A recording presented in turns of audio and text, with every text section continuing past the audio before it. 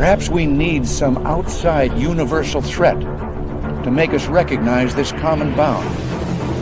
I occasionally think how quickly our differences worldwide would vanish if we were facing an alien threat from outside this world.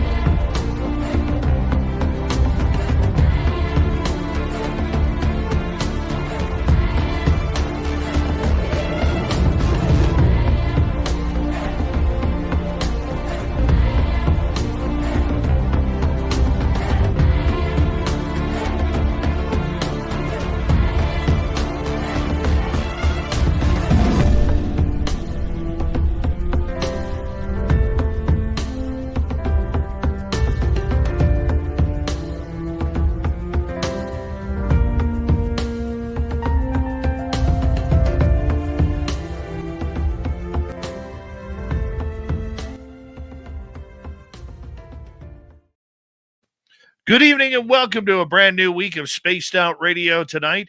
We're getting into monsters, cryptids, paranormal talk. Christian McLoud will be here momentarily showing off his fedora and his southern accent because he's just that cool of a guy. Dirty Filth is here with another great cartoon and the best part of everything about tonight. So quickly write that down. All of you are here as well. Yeah, you're here. Could be anywhere else. But you're here. You're here, man. Like, you're here. Oh, let's say hello to Race Fan in the gold medal position, SJ with a silver, Kitty Caddywag with a bronze medal tonight. Let's get roll call started. Frankie B, Robert Lamoth, Raven Hayes is here. Raven Hayes will be signing autographs after the show. Line up to the left of the studio, if you don't mind, to the left of the studio. Hippie Deidre, how you doing? Bill Sardellis, thank you for coming on in. Ethanol and Mama Catherine. I love you, Mama Catherine. Hope you're doing well. Hope you're having a great evening or nighttime, I guess, now for you. It's past midnight. All right, continuing on. Little Timmy James in studio. How you doing?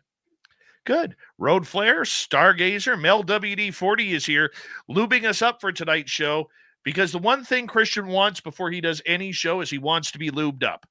He wants to be lubed. He doesn't want to go in dry. He doesn't want to go in rigid. He wants all things to be smooth. So we're lubing him up as we speak. Thanks, Mel WD40. Lee the Bee, how you doing? As we continue on with our roll call, there's Tuxin Mufon. How you doing? Cosmic Joe, nice to see you. Paramarv, thanks for coming on in. Gory Tiger, nice to have you here. Keith McCormick is here. Keith McCormick will be signing autographs after the show as well. Light up to the right of the studio, if you don't mind, to the right of the studio. Human Carl is here, a great veteran of the United States Air Force. Thank you for your service, Human Carl. We love you, my friend. Xenos, thanks for coming on in. Richard Minnick, where have you been hiding lately, bud? Yeah, good to see you. Walter Kochabinski, thanks you for joining us. Operation Shutdown. And Dave Tiger Williams, he'll drop the gloves for you. Yeah, 3 times in 9 seconds. Oh, God, that felt good. I was screaming at my television. I was screaming worse than when you see a single man driving a beige 4-door Volvo sedan. In the studio, what's up? Stephanie Kenny Blankenship, how you doing? And Body Technician, good morning to you. Scrolling on down, JSCO, Blick74, and Algaray over on Twitch. 2,000 push-ups in 6 minutes. Jacked for tonight's show. He's making the monster as we speak, as he says. Jay Trueseeker, Pam Harris, nice to see you both. As we continue on with our roll call, Digger Dog, nice to see you. And Enrique, how you doing, my friend? Long time, no time. Fast Hemi, how you doing? And Richard Minnick, thank you for kicking off the super chat tonight. We really do appreciate your continued love and support of Spaced Out Radio. Thank you very much, my friend. And who else do we have here? Gary Rusin. How you doing, Gary? Good to see you back. And Sandy B, nice to have you here. I'm Hardcore over on X. Good to see you. Buckethead the Soothsayer. What's happening, my friend? As we continue on with our roll call. There's Chill Farm. And who's next? Emperor Penguin. Matthew Gutka. Good to see you both. Hi, Candy. Jessica McCreary, how are you? Beelzebub has a devil put aside for me, for me, for me. Good to see you, bud. All right, moving on down. There's Noble Patrick, Scrub-a-Dub-Dub, Phineas Coathanger on X, Rock and Rory. Good to have you all here. And do we have any more here? Let's see here. Scrolling on down. We're running out of time. Tim Mothman and his goatee are here, two separate entities. Let's get the radio side going.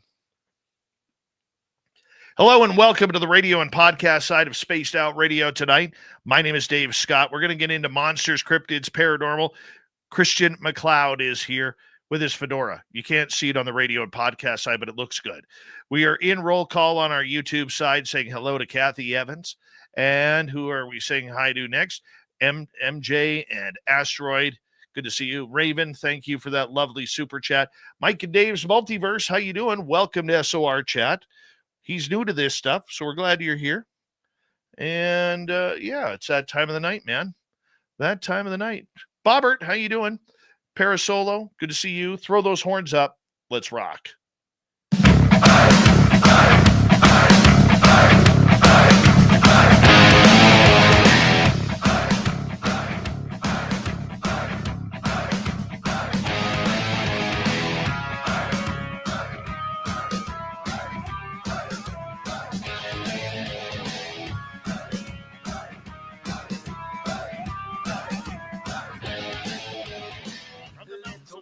British Columbia, to you listening around the world.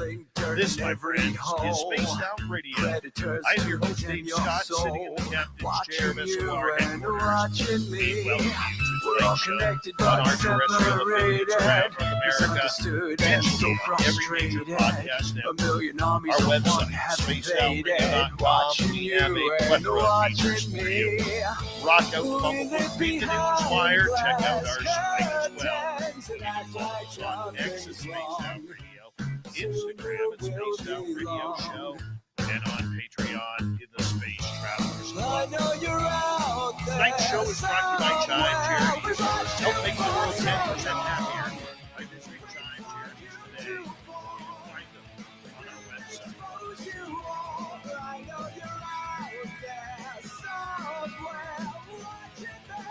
We're going to have a power show of fun tonight, talking all things ghosts and cryptids. Christian McLeod is here hanging on out with us for a great couple of hours. Then in hour number 3, Swamp Dweller will kick things off. Then Little Timmy James will be in studio for the Cryptid Report. Now, I first met this guy. Apparently, we're friends now. Yeah, apparently we're friends. First met Christian McLeod, this dude, this weirdo, down at the Nebraska Bigfoot conference last year. And the sad part about it all, we clicked. We clicked big time. And, you know, when you click with someone just like that, where literally you're like that Insta friends, it reminds you of that moment of Step Brothers where you're like, did we just become friends? Yep. That's the way it is. Christian lives in the South, but he is a master of chasing down monsters, cryptids, legends, folklore, UFOs, absolutely everything that is weird and strange. It's his love and passion that has him all over the map when it comes to these subjects. He does it full time. This is his life. This is what he set out to do, to try and find communication, to try and find answers. And his website, if you want to check it on out, American Cryptid and Paranormal Society.com. Highly suggest you do. Christian McLeod, it is good to have you back on Spaced Out Radio, my friend. How are you? Man, I am psyched. I love doing this show. Love it. Good, because we're like friends. Yes. Well, of course. And I'm going to tell everyone how this happened. See, we were in Nebraska, and I'll be honest with you, the first time I met Dave, I thought he was a little weirdo because I'm trying to pee, and he kept looking over. And he said, what are you doing? I said, hey, man, you mind? And he goes, I just want to know if the water was cold. And I said, yeah, and it's deep, too. Other than that, that was a relationship built on love and respect. Oh, true. True. And you know what I remember about going into that bathroom with you? The candy. That was the first time I had ever seen on a door for tornado safe place. True. That's They true. actually, inside the bar, they had this tornado sign that if a tornado hits, and we were in Tornado Alley right there in Nebraska. Well, In that Grand one hit right across the street from the event we were doing. Yes. And basically, if that siren goes off, man, you got to go into that bathroom. Like that's the safe spot. That's the safe. You know, Strange. I'd never been in that situation. I actually went up to one of the servers after that. I'm like, what's with the tornado sign? And I'm like, I'm not from here. I'm from Canada. We don't get tornadoes where I live. We just get forest fires. Right. And she's like, no, man, if that siren goes off, you run in there. You don't pass go. You don't collect your 200, and that's where you go. Yeah, I mean, it's an interesting. I had a good time. I had fun. Like I said, I got to meet you, some really other cool people. Kenny Crabtree, awesome guy, and we got lucky. It was a great show, and we're doing it again this year. We are doing it again. We are, and we'll be hanging out in about a month and a half. So if anybody wants to join us in Grand Island, Nebraska for the 2025 Nebraska Bigfoot Conference, you can just type in Google Nebraska Bigfoot Conference, get your tickets there. Christian and I will be there. And yes, we will let you buy us an adult beverage. We will. We'll break down. We said no, then we thought about it, and it's like, look, we got to be fair to everyone. Everyone gets to buy us a drink. Yeah, absolutely. New year, new times, my friend. It's always that time of the year where we start getting excited coming out of winter, and getting ready for the year of cryptids. How do you prepare for your season of hunting? I drink heavily. Just kidding, Dave. We've been getting we prepare throughout the whole winter, testing equipment, going through stuff, making sure the people that are involved with our investigations are ready. Like tomorrow, we're actually going to look for a very interesting cryptid not too far from where I live.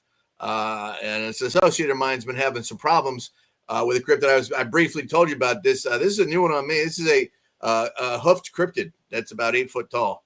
That's got glowing green eyes.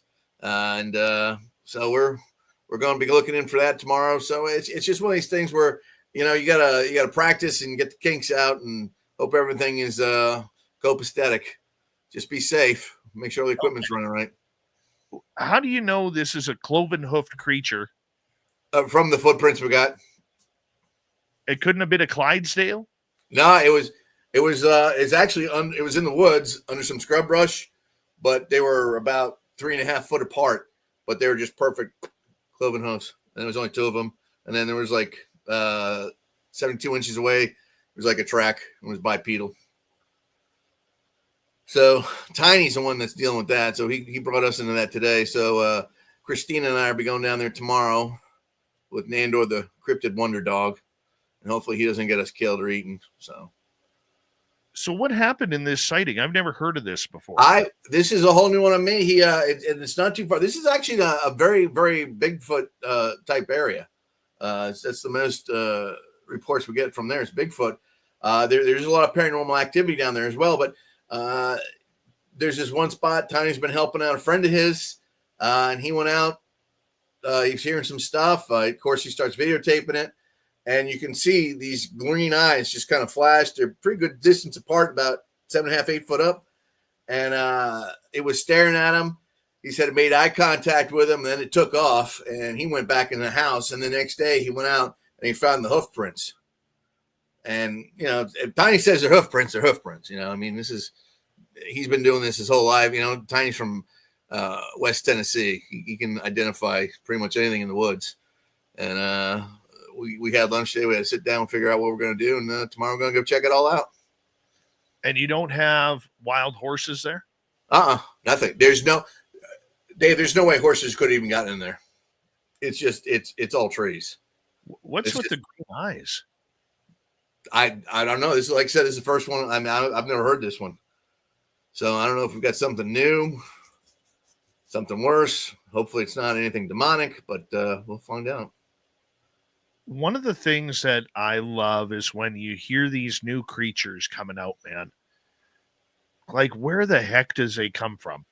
I mean, Yeah. yeah, we're used to hearing about Sasquatch. We've been used to hearing about Sasquatch for decades. But all of a sudden, since the 1960s, you have weird stories from Frogmen of Ohio to the Beaver Man of Alberta to, Otter Man. You have the Otter Man in Alaska. You've got all, yeah, you're absolutely right. like, where do you think these things come from? Because not everybody can be having a hallucination or a drunken stupor where they're actually, seeing things that aren't really there, much like Billy Madison and the Penguin.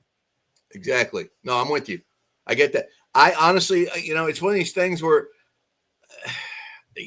folklore has cloven, you look at Pan, I've never had any Goatman dealings or any Goatman investigations. I have been to the Goatman Bridge, but I'm not aware that the Goatman had cloven hoofs. I don't know if he did or not. I've never heard that report.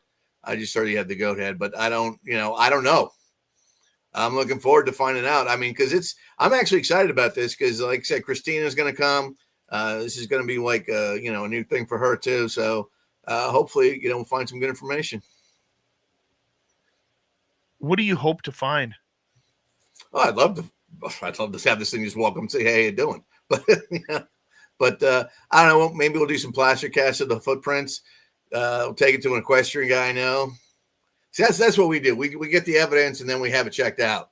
So if we take, like, just say if we take footprints or foot casts, plaster pair or something like that, I'll bring it to an equestrian expert I know and I'll say, "Hey, what's this? Have you seen this before?"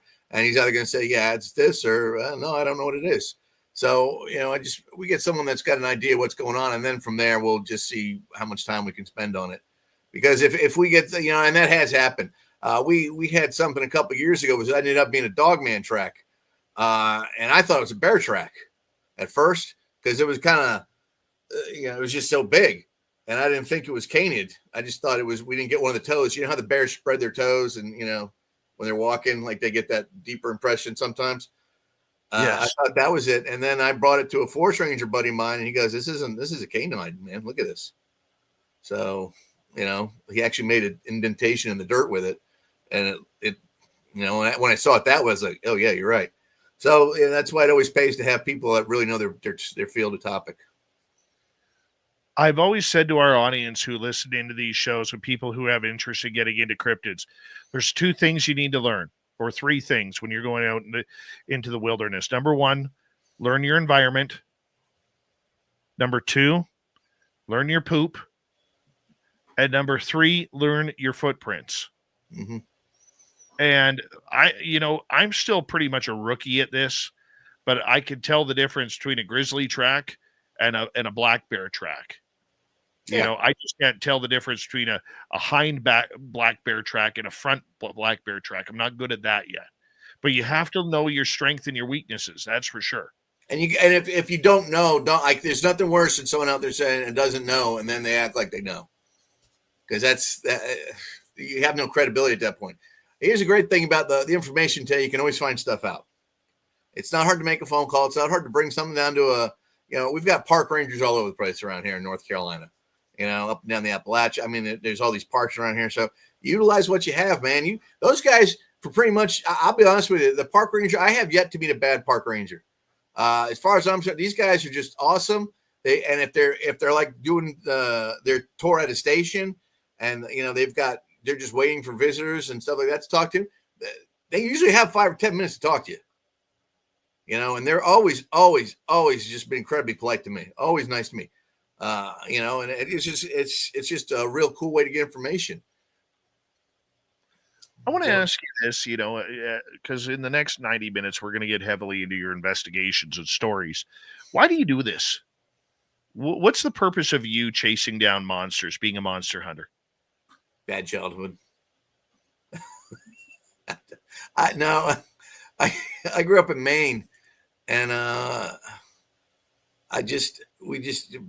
Bigfoot folklore mythology was kind of everywhere when I was a kid, and I just kind of fell into it.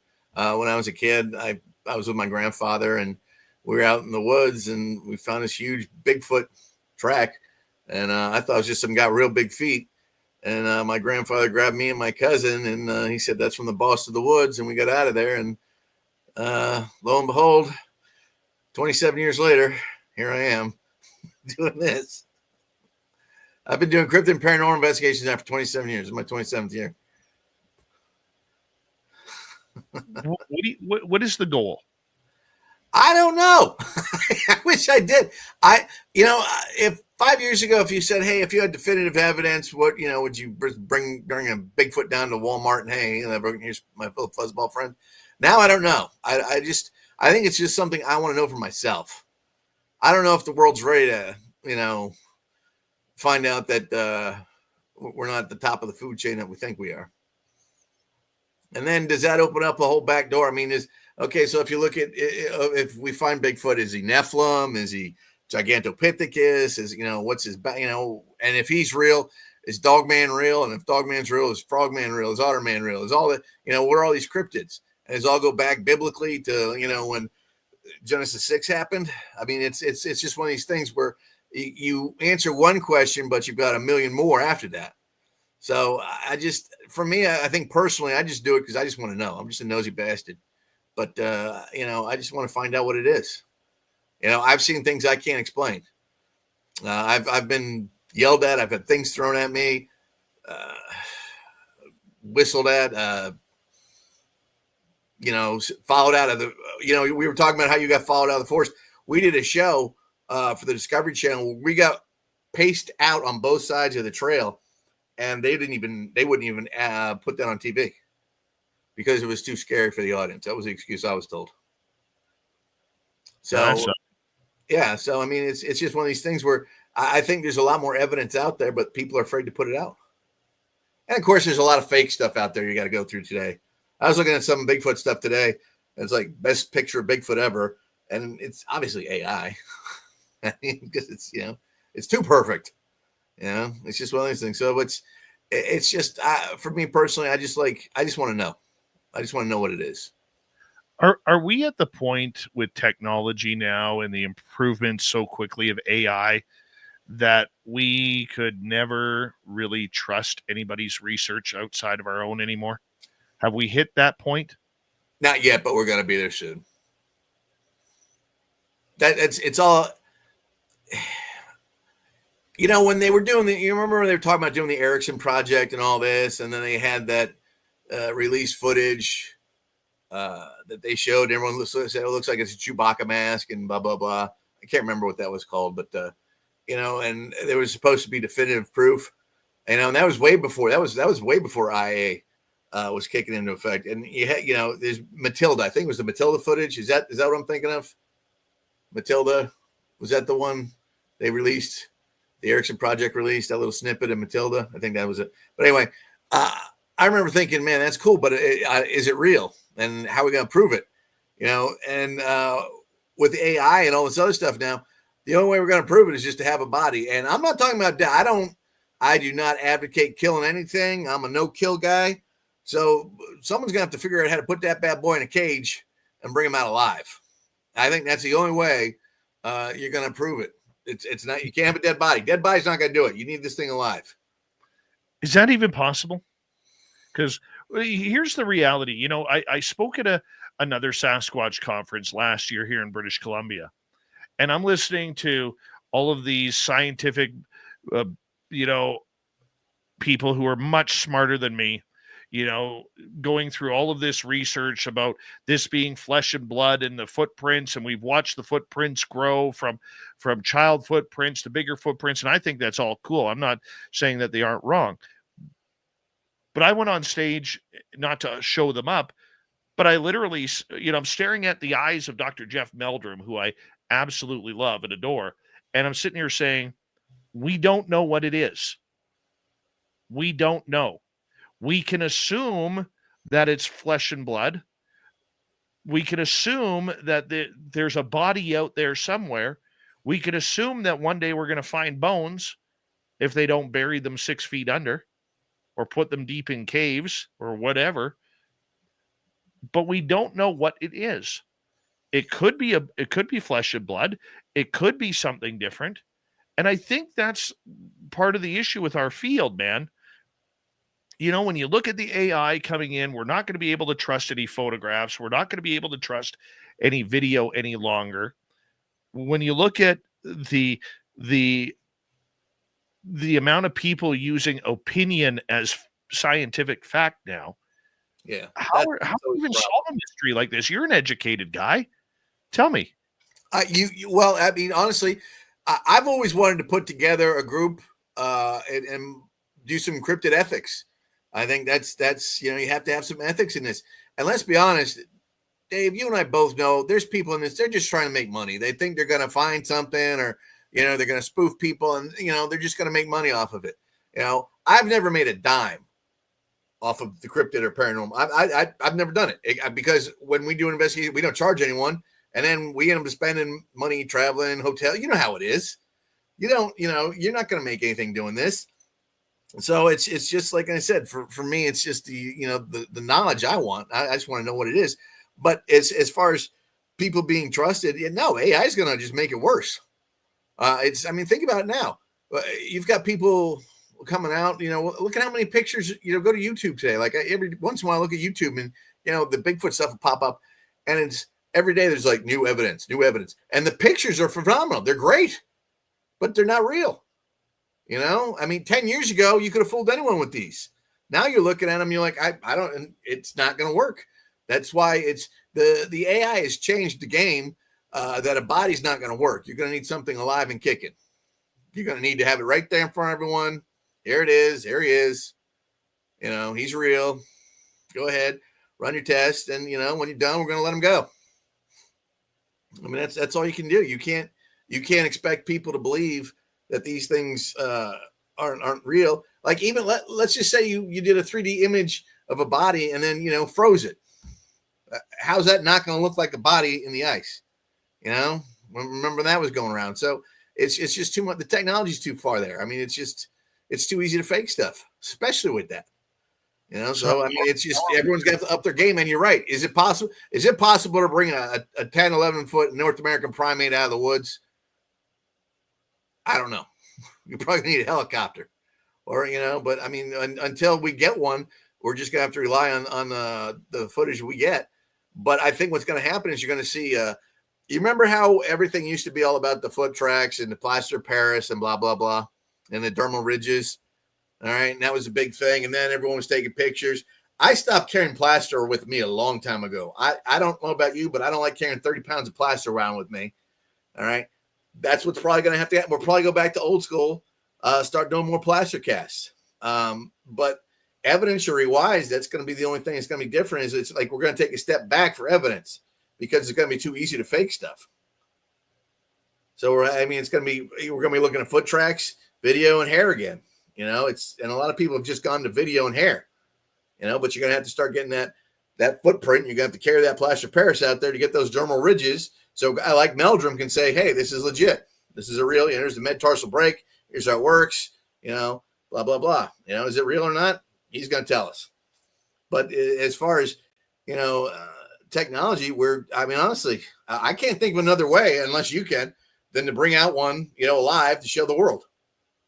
And I don't think the chances of that happening are great. I don't even know where they would do that, man.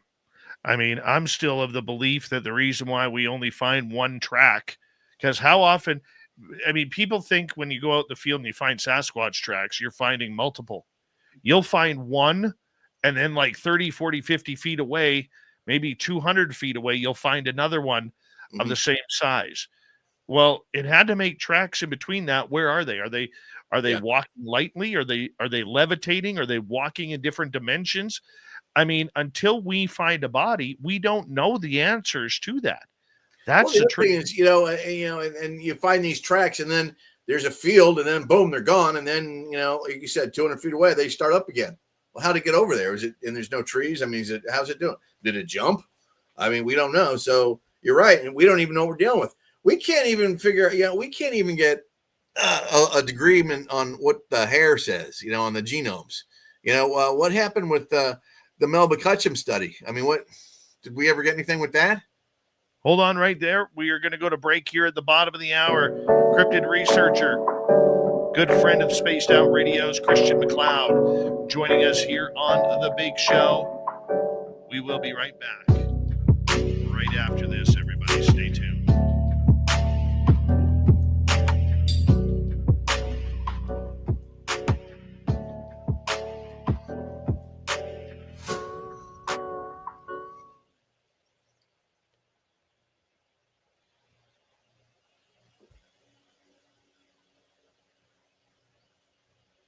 All right, we're clear. Cool. You know what you should totally do now that you're retired? Go back to the poll. No. I'm serious here. What? We should seriously have a chat about you doing a daytime show on my YouTube channel. Let's do it. Yeah, do it for an hour or two once a week. I'm down. Let's do it. I have all the. I mean, I literally have my own studio here. You can't see it, but I've got soundboard. I got the mic. I got a real cool room. Christina's gonna have to do something. I'm probably just gonna parade her in the back, have her walk behind me. I'll have her dress up the St. Pauli girl. Would you like another drink? I was thinking French maid outfit because she is beautiful. She's hot. Yeah, no, I got lucky. You know, we're engaged. I finally. Are you now? Yeah, it's actually a real pretty. It's a real cool story. For the first time in my life, like, you know, I've known her parents for 35 years, right? Her mom was my old dean. Yes.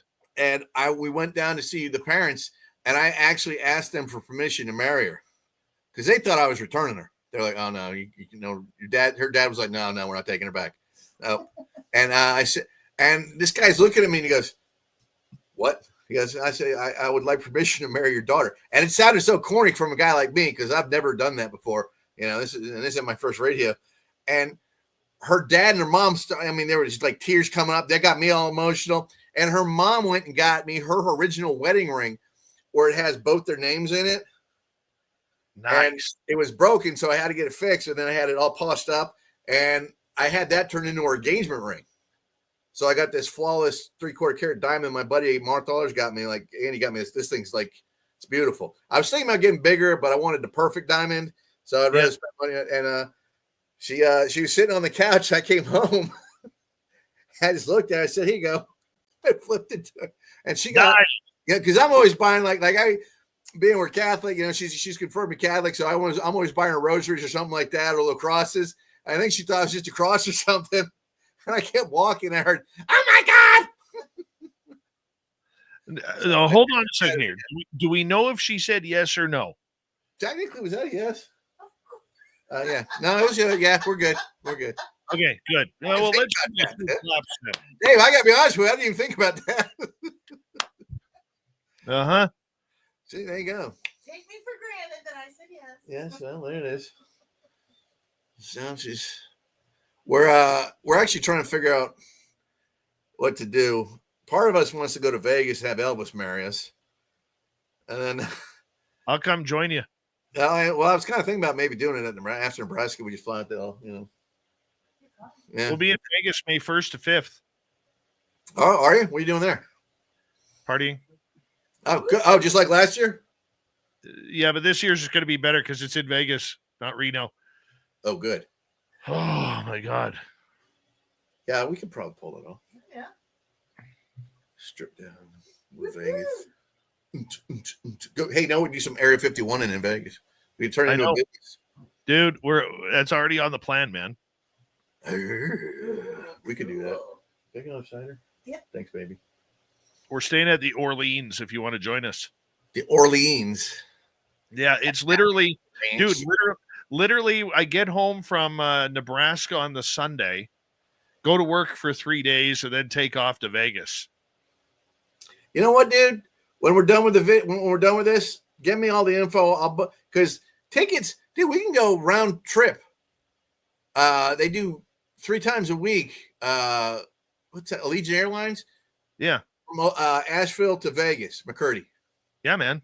Hell yeah. Yeah. Because you know what? She's never been to Vegas. Well, no time like the present. I love it there. I've been there. I love Vegas. Dave will move to Vegas one day. Joshua P. Warren lives in Vegas. Yeah. Yeah, I can issue you guys. You love him. He's awesome. Oh, hell yeah, man. Hey, let's do Vegas and Mag. We got nothing better to do. Sounds great. Okay. Love it. All right. Thank you, my love. You spitting this? Of course. Good. What'd she bring us to drink there? What am I drinking? Hard cider? Yep. Bull Rock cider. Bold Rock cider. Nice. Yeah, I was gonna have a black velvet, but I didn't feel like pouring it. I would Yeah. make black I know. velvet. Well, you can. I got plenty of time, baby. You can have All right, one. we're coming back in 20 seconds. Thank you to Richard and Raven for the super chats. Very much appreciate the love and support. Really do, because it's kind of fun. And we're going to come back here in like 5 seconds.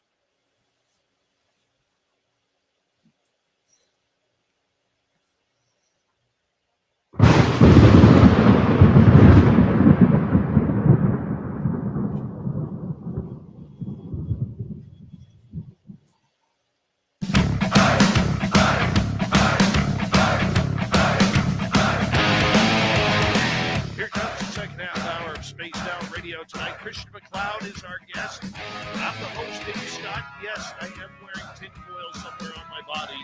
You can use your imagination to figure out where it is. Reminder to all of you that if you miss portions of this show or others, you can always check out our free archives on YouTube or any major podcast network. Our website, spacedoutradio.com. We have a plethora of features for you. Rock out to Bumblefoot, read the news wire, check out our swag as well. Follow us on X at Spaced Out Radio, Instagram at Spaced Out Radio Show, and on Patreon in the Space Travelers Club. Here we go. We got Christian McLeod here talking all things strange, weird when it comes to paranormal, supernatural, and cloven-hoofed cryptids.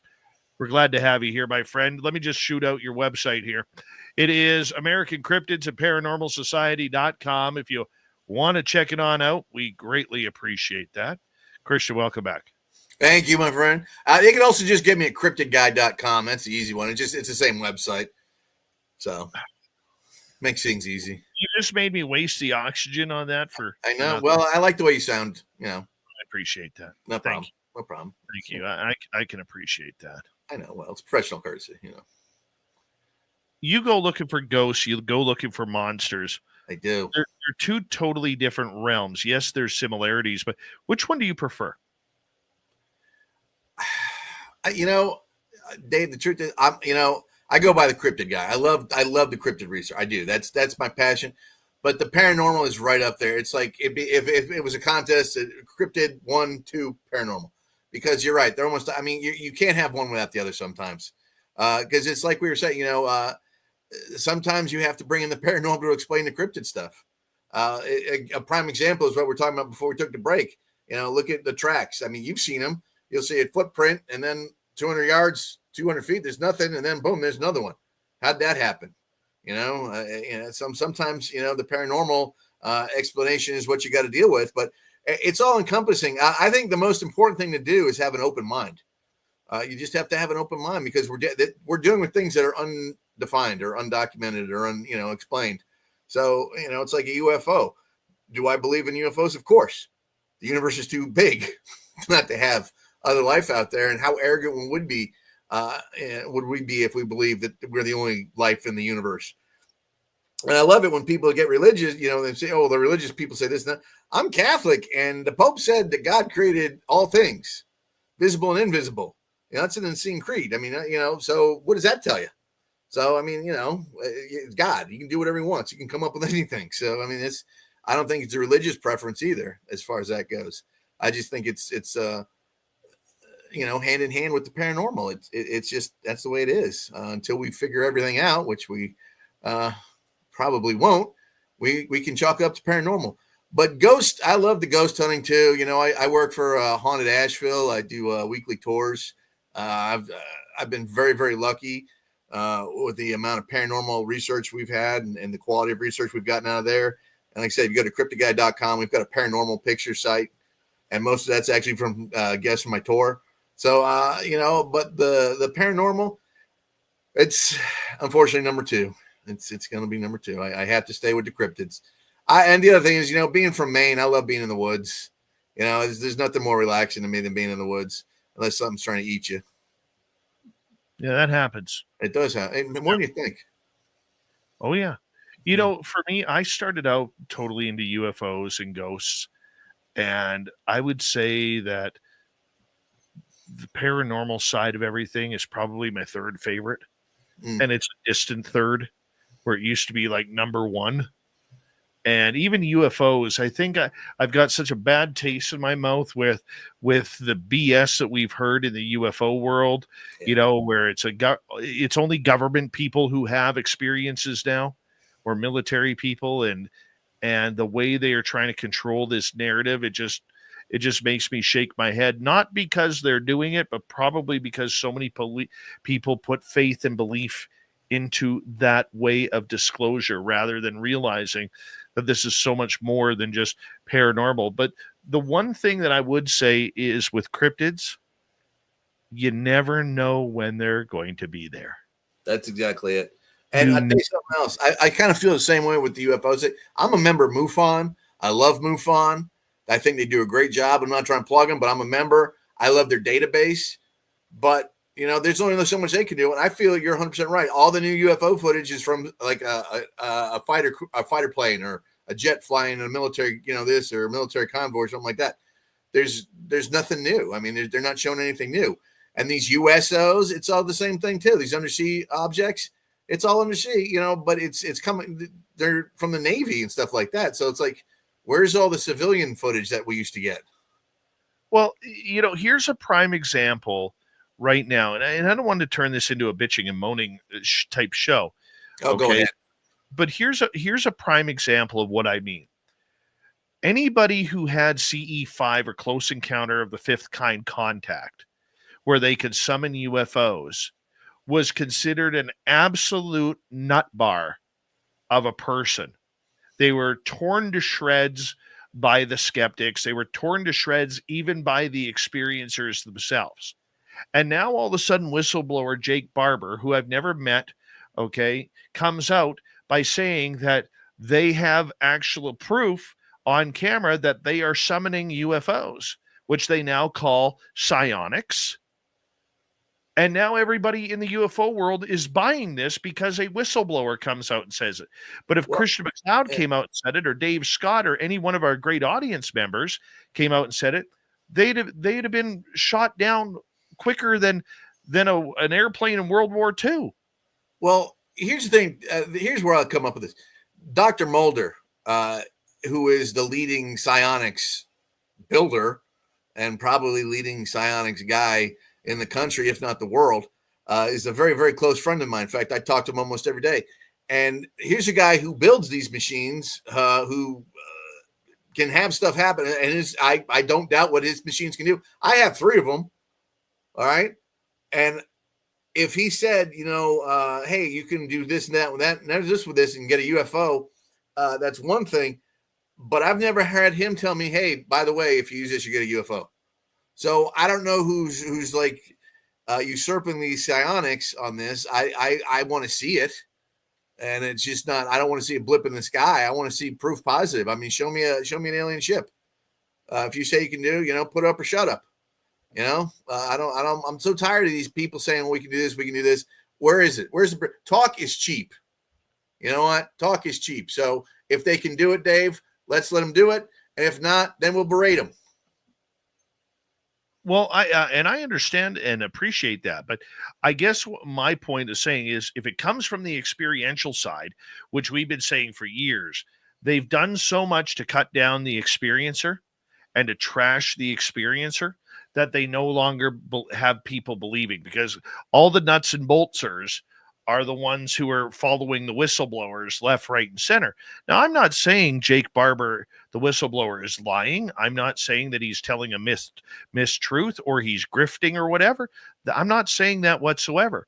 What I'm saying is, shame on the UFO public who will buy Jake Barber's story, but if Christian McLoud can summon UFOs, Christian McLeod's just an idiot, a moron who's grifting to try and get his name out there for clicks. And you know what? You're absolutely right, because these days, you know, I love, you just used the word that is so appropriate, the grift. All right.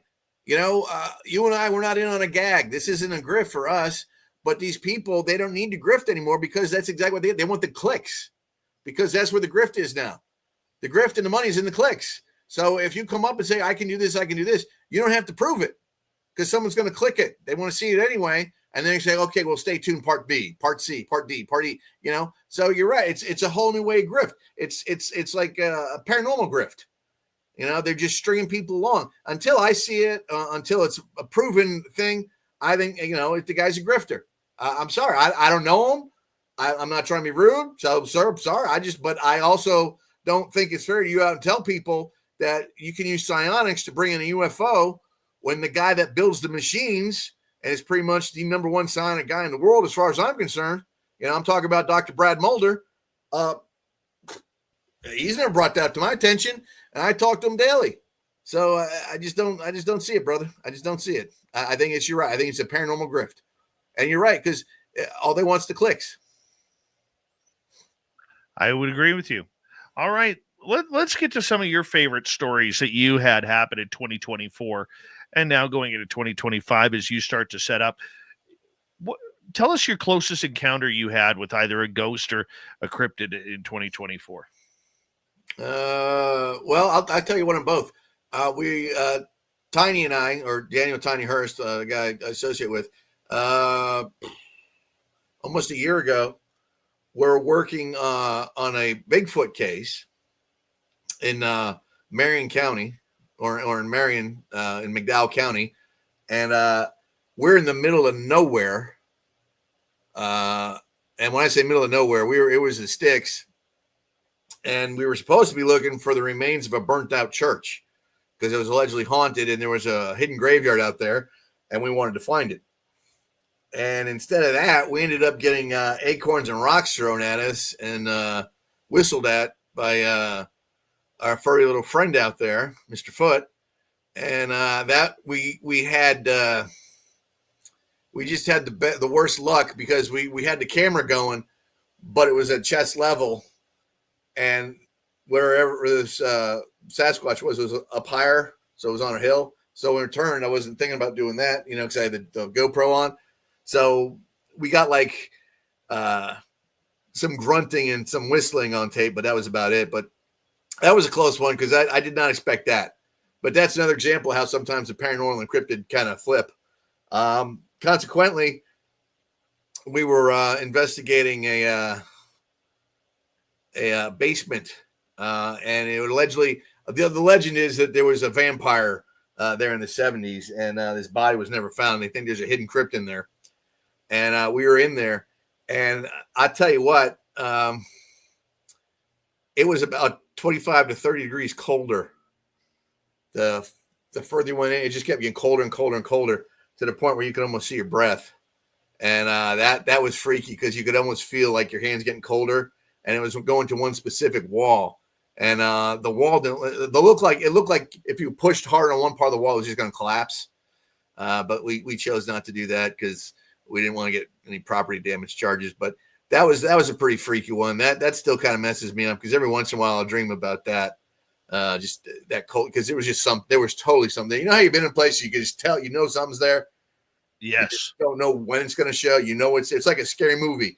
The guy's walking down, like in the castle, and he's going to find something. You just don't know when. And then, it was just, it would have that kind of feeling. It was just really, really, I guess I was very anxious. I don't usually get nervous. It's just, I don't get nervous with stuff. We usually don't get scared doing this. And that was a few times this year. That was like two of the times it was scary. It was a bad situation because we weren't expecting it. And that's on us, because both of those times it wasn't a planned out investigation. We had people come up to us and say, hey, if you got a minute, we'd like to show you something, kind of thing. And Tiny and I are dumb enough to do that, so that's what we did. So I mean that was last year. And then we had some interesting stuff happen in Mayaca when we went to Mayaca, Florida. We found a couple of nests. And we had some real good dogman reports out there. So it was an interesting year. It wasn't as busy as I'd like to have been. In fact, last year was probably paranormally and cryptid wise, it was two very slow report years for us. We got more paranormal reports than anything. And we did some research up on Helen's Bridge. We had some stuff going on up there. And for those of you who don't know what that is, that's in Western North Carolina in Asheville. And that's one of the most haunted areas in Western North Carolina right now. And because we were doing that, we're going to check out the Devil's Triangle probably next month, a month after that. We just want the weather to get a little better because it's really, really muddy out there to get out there. So it's just we were doing. In other words, what I'm saying is one kind of led to another. Does that make sense? Like we got to check this one out, but we got to check this one out because it's supposed to be just as bad. So that's kind of what we've been doing. But we've been very lucky with the tips we had. I mean, we got to do the Allison Devers house. That was incredible. And that was because of the Parks Department and Joshua P. Warren. He helped us out with that. That was awesome. That's a place when you come up to North Carolina, I'm going to take you there. You're going to love it. Very, very haunted, very, very active. And of course, being off the Parkway where we are, we're always getting cryptid reports. We've already had a Dogman report and a Sasquatch report in the last 2 days. Oh, nice. So I have a feeling it's going to be a busy year. But yeah, it's just we're very lucky. And then the other thing is, we have the 800 number and we check that, and then we've got American Cryptid, ParanormalSociety.com, and then CryptidGuy.com, and then Christina, my fiance, she's got CryptidGirl.com. So we've got all these, and they all go to the same place. They all go to the same database. So we're lucky to have all this information, and it's just people have been incredibly generous to us. We've been honestly, Dave, we've just been blessed. And I'll tell you something else. We've been blessed with our friends too, and you're a prime example. You run into some of the coolest people in the paranormal world. I mean, you know a lot of our people that we know. I mean, there's you, there's Robin. There's I was about to say Dave Scott. There's Sasquatch Outpost. There's we've been so lucky. So it's just it's one of these things where the longer you're in it and the luckier you are with the people you meet, the more reports you get. This is how I feel, because I can always pick up a phone and call you and say, hey, does this sound right? Or you ever heard anything like this? And that sometimes gives you the ability to say, well, maybe this is worth investigating or maybe not. So, you just get, you're very lucky with the people you know. Here's one thing I learned about one of our Sasquatch areas last year was, and I don't know if it's the same down there in your areas, but all of a sudden when we'll be sitting there and everything around is silent, like not even birds flying over. All of a sudden you'll hear like a thud on the dirt ground, thud. And it's never thud or thud. It's always like thud. It's two. It's always two. That's when they're around. Do you get that too? Yep. And the other thing, when and a lot of people don't believe this, but it's true, because I thought it was ridiculous. When there's a Sasquatch or Bigfoot around, everything goes quiet. Everything, the bugs, the frogs, everything. It is the absence of noise. It is silent. And I think that's a defense mechanism for animals. That's just me. I think they know when a big predator's around, but when it goes quiet and you're not even hearing the birds, you're not even seeing anything. And the other thing is the birds don't even fly in that area. Have you ever looked up when we've had that, and you'll see it's just the sky's completely blue. There's nothing out there. And that's a total indication something big's in the area. But yeah, I've heard that thump, or you get one real good hit on a tree, or you get one good real good tree knock. Here we don't get the taps, but we get the thud. And then in our one area where they seem to be a little bit more curious and friendlier, we will get some birds. But the other area where they seem a little bit more aggressive, and when they're done with you, get the hell out, there are no birds that fly in that area. See, yeah, it's very rarely, like, even I've noticed, even with dealing with Dogman and Cephalai, nothing's around. We came up on a kill site, and I think it was a Dogman, but it had ripped it was a goose, and it ripped it in half, and it was pulling the feathers and everything off. But there was actually piles of feathers. There's like the long feathers and the short feathers, but on what was left, you could just see whatever had this thing had claws. It just like ripped it up. And I don't see a cougar or a mountain lion, pulling feathers out and making two different piles.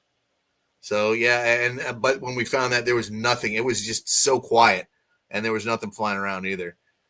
So it's just that's like to me an indication of definitely activity. Is just when it gets that quiet. I mean, you don't even hear mosquitoes, man. I mean, it just gets. It's like they release this pheromone, and every little animal goes, whoosh, I'm out. Gotta love it. We have 4.5 minutes before we have to go to break here. At the bottom of the, or at the top of the hour, Christian McLoud, the Cryptid Guy, is our website here. It's a website. Cryptidguy.com is his website. I'm all confused because I'm so excited you're here, man. Well, hey, man, I've been looking forward to this all day. Oh, me too. Me too. So let's just get right to it. Outside of the thud that you hear on the ground, so for people who are wondering what I mean by thud, it's like when you stomp on not hard dirt, but Salt, like a little bit softer, like almost when you're playing in hard mud. But I mean, these things have so much power that you can feel the ground. I mean, that's the other thing. You don't hear it, but you can kind of feel it too. You get that little echo effect kind of thing. It's like a shockwave kind of thing. I've felt that many times, and then there's usually the high point whistling. I mean, I don't know if you've had that. That to me, the whistling's scarier than anything. Dude, we had last year when we were pretty much escorted out of the forest. We were in our two vehicles. The only thing separating us from the Sasquatch area is a gully. Okay, and we're in the middle of nowhere. There are no people in this area. We're 40 miles into the forest. And we pull out. We've got the windows open on the vehicles. I'm the lead in my Jeep. Samantha has her truck with the rest of the guys and carrying the gear. We get maybe 30 feet, and I'd never heard that high-pitched whistle before, man. And I didn't think I heard it, because I heard something. I thought Samantha was whistling at us. And I figured, well, let's just get out of the trail. I'll figure it out. Or if she needs me, she'll high beam me. And we got out of the trail, and she's like, did you guys hear that whistle? And we're like, oh my God, I thought that was you. They're like, no, it was like right behind us, 30 feet, dude. Yeah, that whistle to me is terrible. Because like I said, I was talking to you earlier. We just had an encounter with a whistling encounter 2 nights ago. And that was the first time Christina had ever heard that. And I tell you what, man, that noise, you don't forget that noise.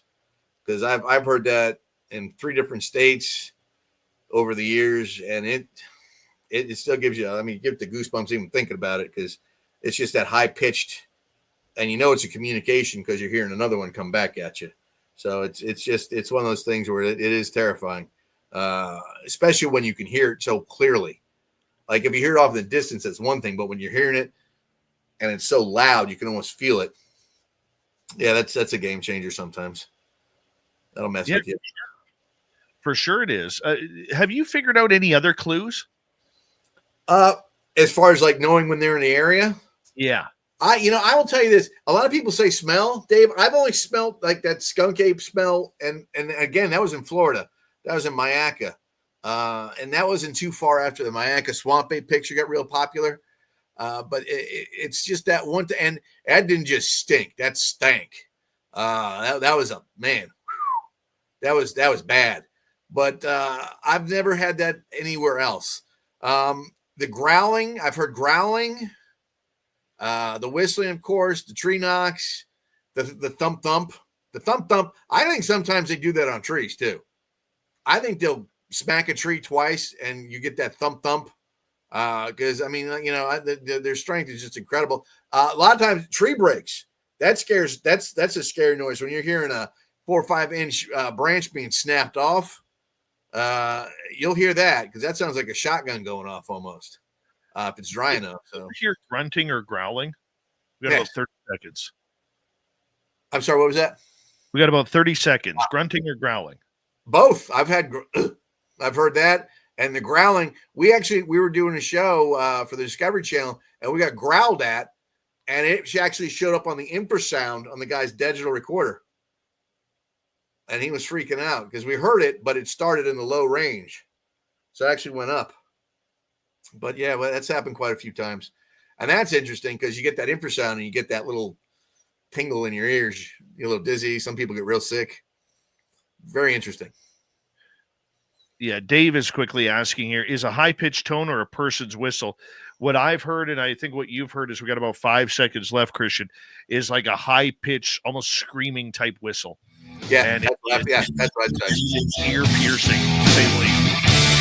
Cryptid guy Christian McLoud is here on Spaced Out Radio. We have him for another hour on the show. Stay tuned. We'll be right back.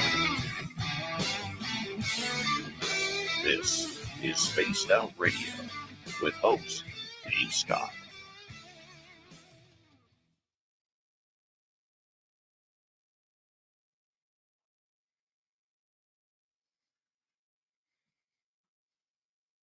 All right, buddy, we're gonna be back here in about 5.5 minutes. I'm just gonna turn things over to Dirty Filth here. If you want to chat with him, you can. If you want to grab a drink, you can too. Be right back. Dirty, it's all yours, buddy. It's all mine, everybody. We're stopping for ice cream on the way home, by the way, everyone. I've decided that's what's happening. Yeah, so I drew a cartoon of actually what I seen today, because I went and stopped at the local store and someone was buying a Slurpee and I was like, you need to put some vodka in that. The guy's like, I don't know, I might. And then I chuckled and I was like, that'd be a pretty good comic for some aliens trying to figure out how to live on the human planet. It's minus 10,000 degrees right now in Edmonton. Good gods. Anyways, rambling away. Hope everybody's had a good weekend. And I think Alberta, Saskatchewan, and BC, we got today off. So it's technically my Sunday today.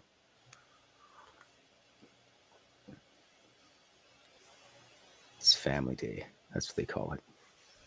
At least in Alberta. I'm not sure anywhere else.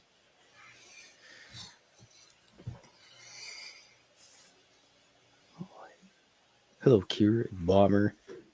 Welcome to the show. And Tim's Beard, Fast Hemi, Cats. Yeah.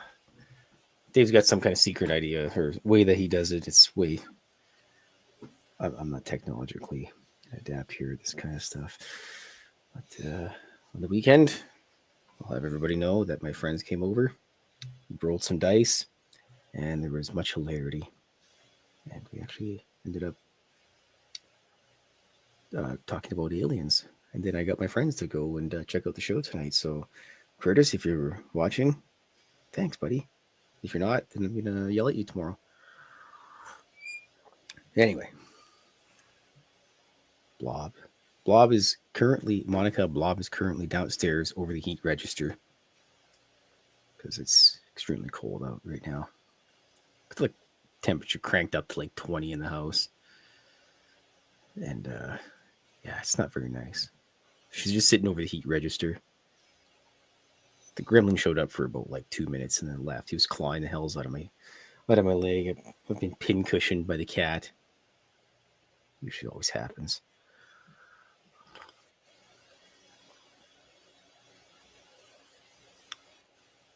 Hello, Blue Moon and Love V and everybody else. I hope you guys are having a good night. It's almost time for cat snacks, actually. I had to switch my laundry over. Science Blob. Yes.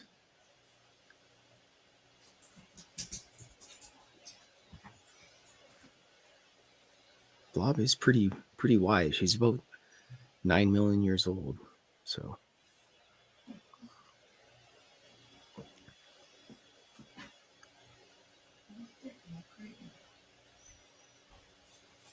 Dave might be frozen to death.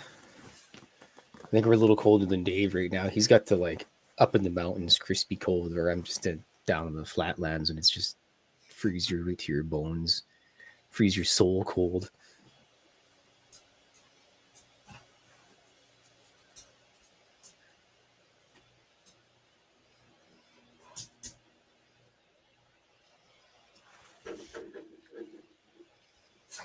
Oops.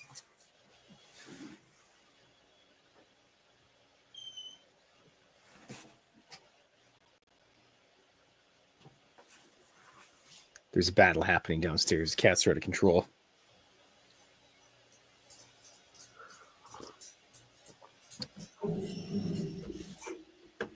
Don't even start. Oh, Don't even start. he's got a dog man in his house. Yeah.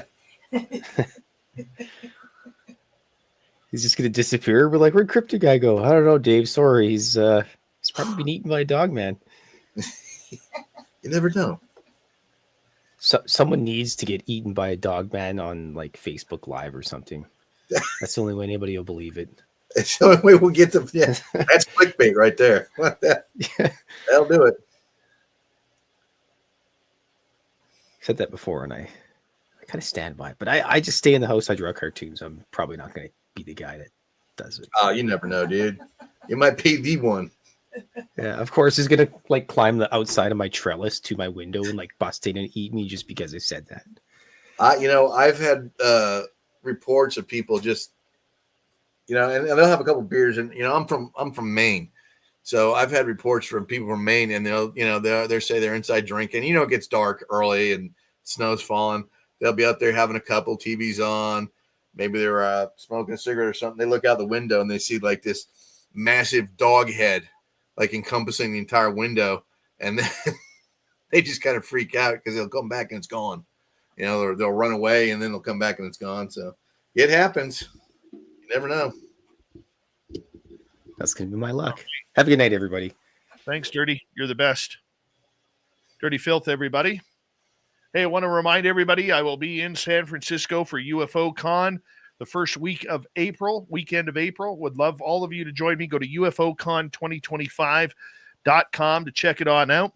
Thank you to Richard and Raven for our super chats tonight. Hi, Jennifer. How you doing? Here we go.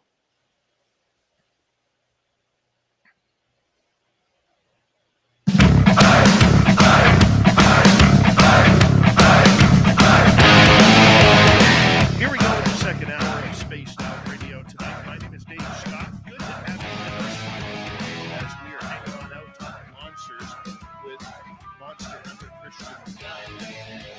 I want to say hello to everyone listening in on our terrestrial affiliates around North America, digitally on every major podcast network. Our website, spacedoutradio.com, we have a plethora of features for you. Rock out to Bumblefoot, read the news wire, check out our swag as well. Follow us on X at Spaced Out Radio, Instagram at Spaced Out Radio Show, and on Patreon in the Space Travelers Club. The Desert Clam has set the password for tonight in the SOR Space Travelers Club.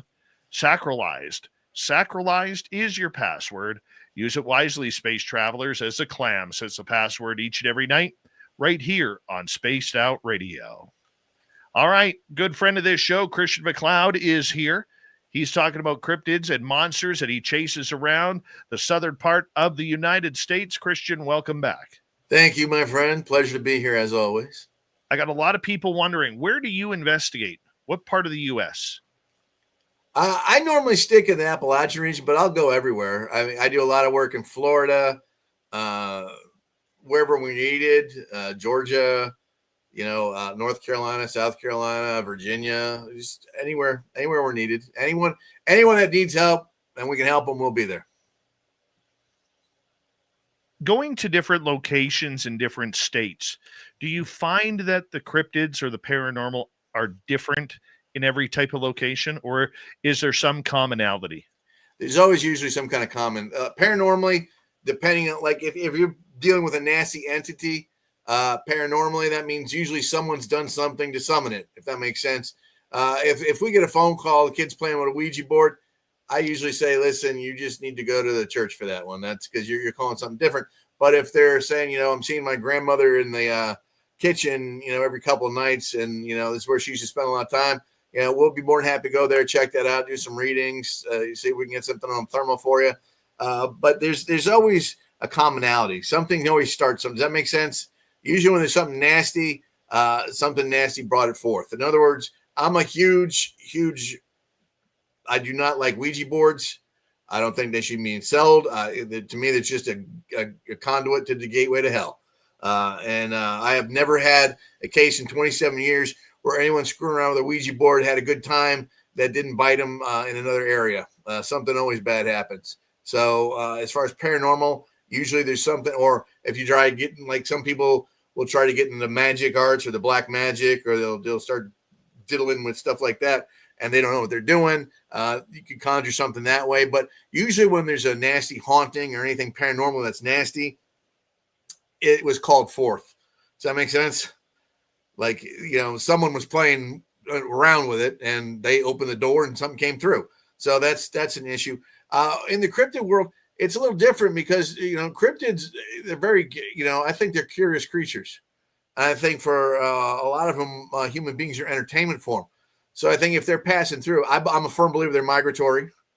But if they're passing through and they have an opportunity to, mess with people or, watch the human show, and I think they'll do it. And I think sometimes they get a little close, and that's when you have sightings. Or as, I was talking to Filthy, a lot of times, people just look out the window. It's usually a rural area, and there's something looking back at them. They'll scream, have a Charmin moment, and they look back and it's gone. And that's usually, we get a lot of those too. But there's usually, some kind of element involved with everything. There's a reason why it's happening. It's either boredom or something's been called forth. Or a lot of times when in cryptid worlds, people will bait stuff. They'll leave food out, or they'll leave garbage cans open. Smokehouses, in real areas, those are, you might as well just put up a buffet sign. Some of the biggest issues that Bigfoot's had in American folklore in the recent 50 years, I don't want to go into exact details, but it was really, really big in a Midwest state. But it all started from a smokehouse, because they had a bunch of stuff hanging up there. It was getting cured, and they broke in, and then the owners went after them to seek revenge, and the next thing you know, you got a whole big issue. That there's always a quid pro quo, something's for something. There's always a reason something's happening.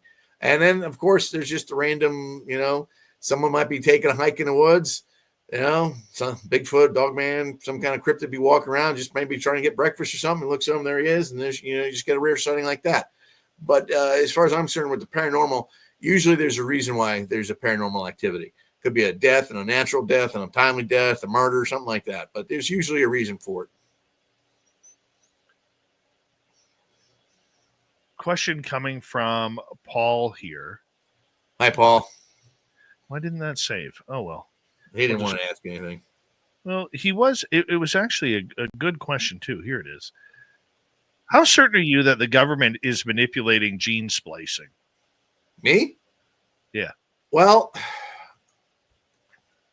I don't know, but here's my question. Why wouldn't they? You know what I'm saying? Why wouldn't they? Let's just say they get their hands on a Bigfoot or a cynocephaly. These creatures live out in the middle of nowhere. They don't have hospitals. So one can assume by that they've probably got a pretty good healing or immune system. I've had people tell me point blank they've seen Bigfoot get bitten by multiple rattlesnakes, and they just walk it off. I don't know if that's due to size or something in their blood. But if you can get an antigen or a way to speed up the healing process for humanity, or if it's the military, we're always looking for that super soldier thing. Why wouldn't they? Of course they would. But do I know they do it? No, I don't know. I don't know. I don't have any firsthand knowledge on that.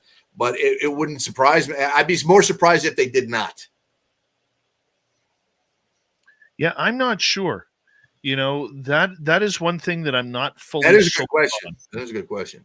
Yeah, I'm not fully sold on that yet because, yes, everybody has heard the rumors that, the Smithsonian is holding on to bodies and skeletons of Bigfoot and other creatures out there, the giants that used to walk around.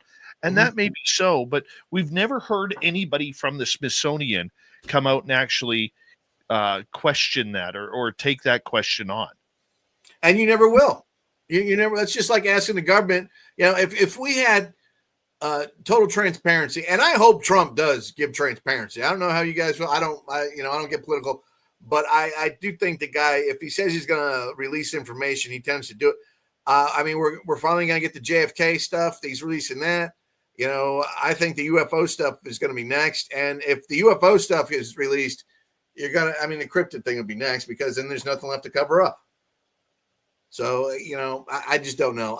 But then the other thing is like the ramifications from that could just be so crazy that it might be a world changer. So I don't know. That's way out of my pay rank.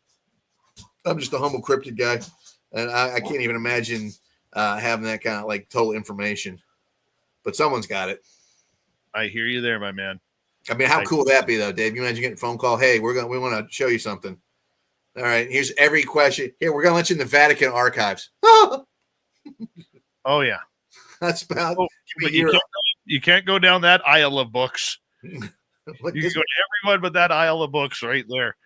All right, let's get to another question here. Let's go to Xanos here, who is asking, Chris, do you think Bigfoot protect humans from other cryptids? There's Native American folklore that talks about Bigfoot saving people and Dogman saving people. The truth of the matter is, I don't know. I mean, I've heard stories, but I seriously doubt it. I think they're going to, unless they like you. Maybe if they're feeding you, if there's a reason for them to protect you, they might do it. But I just think they're just kind of opportunistic, and they do what makes best sense for them. And that's just the way it is. Do I think Bigfoot goes around hanging out with people like in the Ozarks? You see some of these, hear some of these stories about, my grandpa was best friends with, a Bigfoot for 40 years, blah, blah. I'm not buying that. I don't think the second a Bigfoot becomes friends with a human, they're signing their death warrant. Why do you think that? Because humans are scumbags. Human beings will sell. If you had a friend that was a Bigfoot and someone said, hey, I know your friend's a Bigfoot, we'll give you $10 million in cash if you set him up so we can capture him. What do you think is going to happen? Very true. You can't trust humans. Animals you can trust. Humans, no. You can trust an animal to do what an animal's going to do. I totally see where you're going with that. So, I mean, I can understand that and would have some agreements with you regarding that topic. I think that's smart. But I mean, on the flip side, we do hear stories of Bigfoot chasing away, and I can give you one from one of our areas here. Okay, and that was, we got warned from our base camp. We were probably 40 yards as the crow flies from base camp. But for us, we had to do a big 90-degree turn up some trails to get up there. And we got growled at by what we thought was a black bear at our camp. And then as we're looking in the trees, making sure that there isn't a bear coming through at us, that's where we saw a UFO and an alien gray walking through the trees. We got warned at that there was an alien and a UFO in between us. I mean, yeah, I can't speak to that, but that would be, maybe they are looking out for some people they like. I don't see why they wouldn't, but I don't see why they would either. It's just one of these things. I think if they've had a positive interaction with you, they might. But I look at people like, all the reports on the big thicket. Those type 2s aren't helping anyone. They attack everything. They don't like anyone. And I was talking to my buddy Kumbo about that, and he made a point. He goes, why would they? He goes, think about that. All they do is get shot at down there. Mm-hmm. That's it. So if you're used to getting shot at by these hairless pink people walking around acting like they own the earth, why would you be nice to them when they're just going to start shooting at you the second they see you? So, and I only use that region for an example because they've said there's been so many, cartel things that have happened up there. But I don't know. Like I said, that's just another hearsay thing with me. But I think it's just the way they're treated. I think it's just the way they get treated. But I also think, they're going to have a natural aversion to us because they're smart. Well, it's going to be interesting to see how it plays out in regards to that. Let's go to another question here. Let's go to Blue Moon. You're absolutely right, Chris, where when there are strange paranormal crap, it's witchcraft. I see a lot of that where I'm at on the Fort Peck Reservation. Mm-hmm. Well, truth is truth, man. I mean, and I can only imagine what that they run into. I mean, I'm not familiar with the Fort Peck Reservation, but I'm very, very much familiar with the spirituality of the Native Americans, and I'm a huge fan of the way Native Americans, live and the way they work, as far as being a team and working as a tribe as one. I think that's the way. If we all acted a little more like that and had more respect for the land and what's on it, the world would be a much better place. I would agree with you on that. I totally agree. All right, let's go to They another. didn't have a word for. I mean, Native Americans didn't even have a word for ownership. How awesome is that? Here is what we need. This. Okay, that's ours. Let's go to Xanos again. Chris, do you think we asked that already? Pardon me. Let's go to Paul here. What's the best treat to lure Sasquatch in with? I've actually heard Krispy Kreme donuts. I don't bait. In my area, really don't need to. But I've heard people anything sugary. They don't. They love sugar for some reason, and peanut butter. I've actually talked to bootleggers out here. They've gone back to their stills after the mash was fermenting, and it's all gone.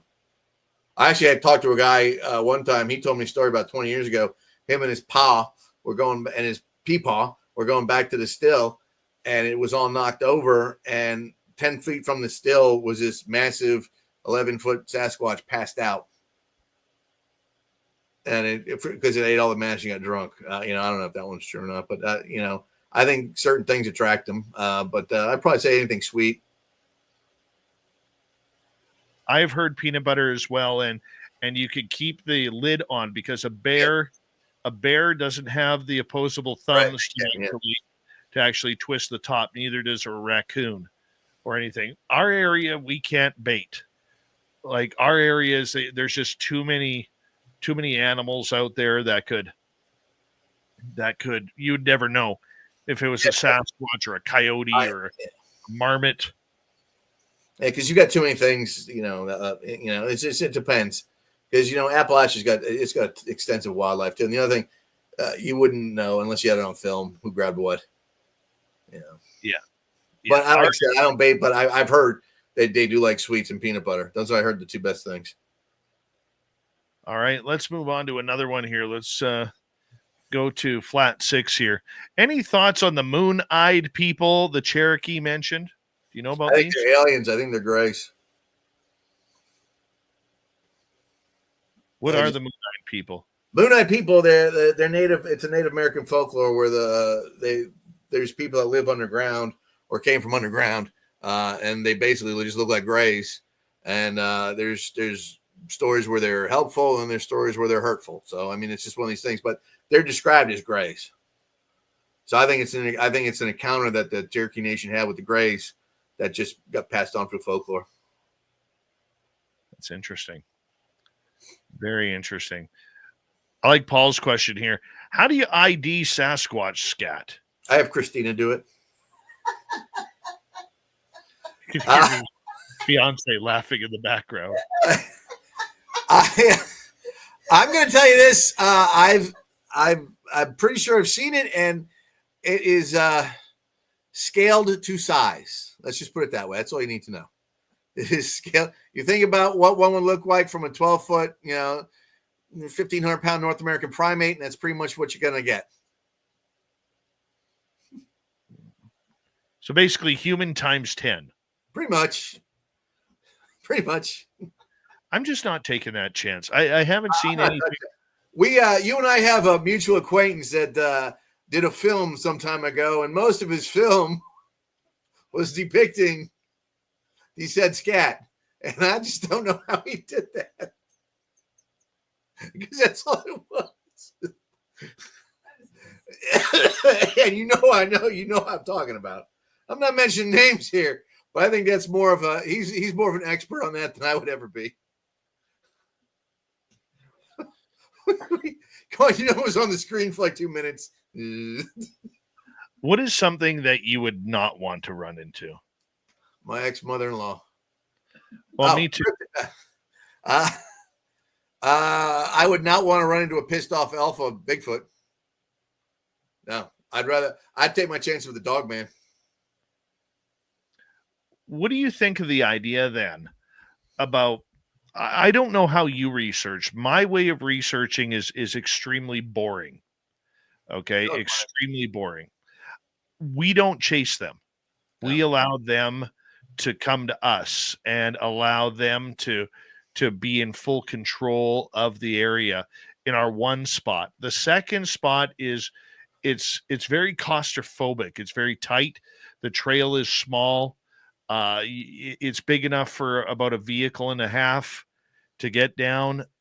It's very crowded with trees. Am I missing anything in the second area? No, I'm asking Tim, our UFO guy. Hi, Tim.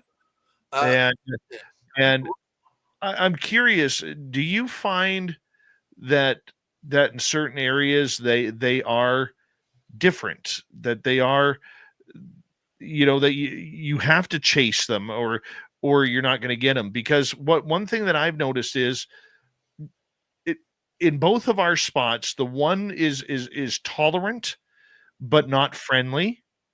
The other one, they seem friendly and curious. But maybe that's because we're not chasing them.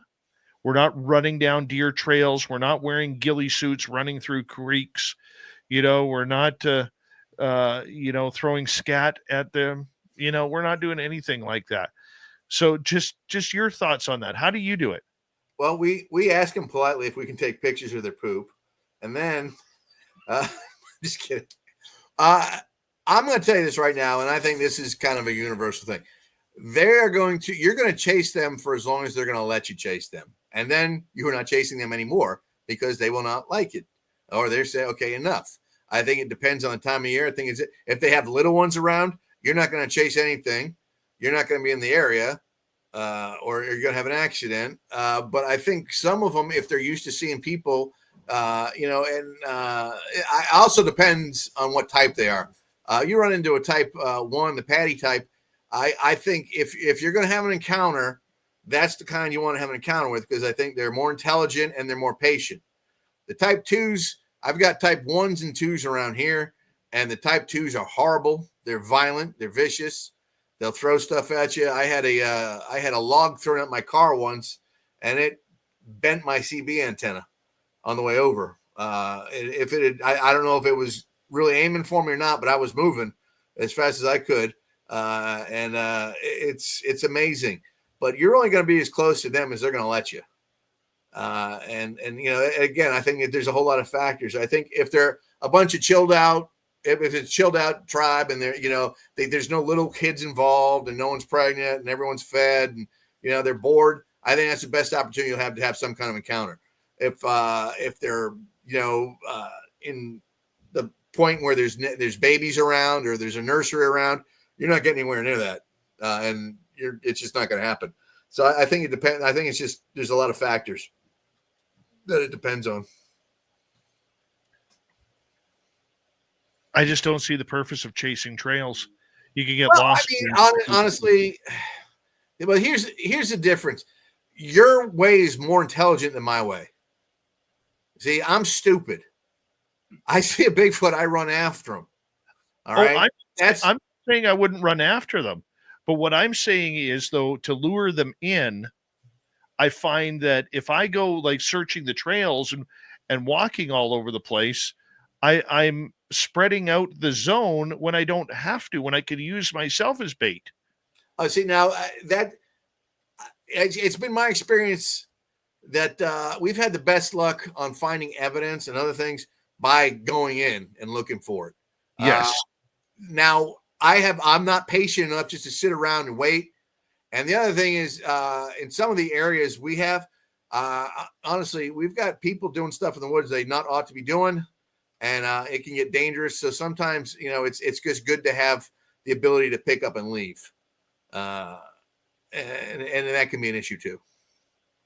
Very true. Very true. Christian, we're going to wrap things up here for this half hour because it is time for us to go to break once again. Christian McLoud is here, known as the Cryptid Guy. Wears a good fedora, very solid. Wish he had a good mustache to go along with it, but beggars can't be choosers. We got him till the top of the hour. on Spaced Out Radio. Coming up, more cryptid talk after this.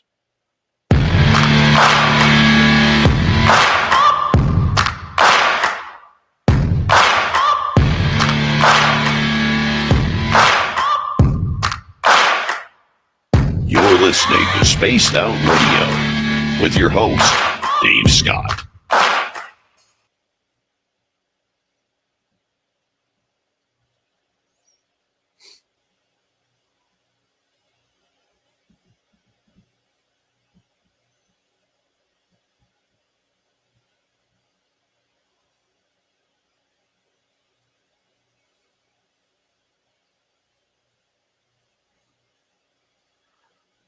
Excuse me. I'll let it slide. Let me just see something here.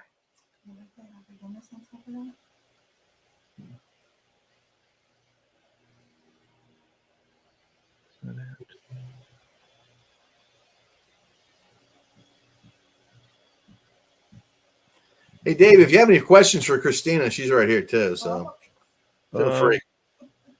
What in the hell do you find attractive about this guy? There you go. Everything. Ooh. She's You know, severely- I wondered about your sanity when I met you last year, sweetheart. How I'm are very you? well, man. Yeah, totally sane. Totally Your sane. hair grew. Yeah, it's darker too. We're gonna be seeing that in less than a month. I know. Or a month and a half, yeah. A month and a half. I can't So wait. excited. And there she disappears. No, now she's back.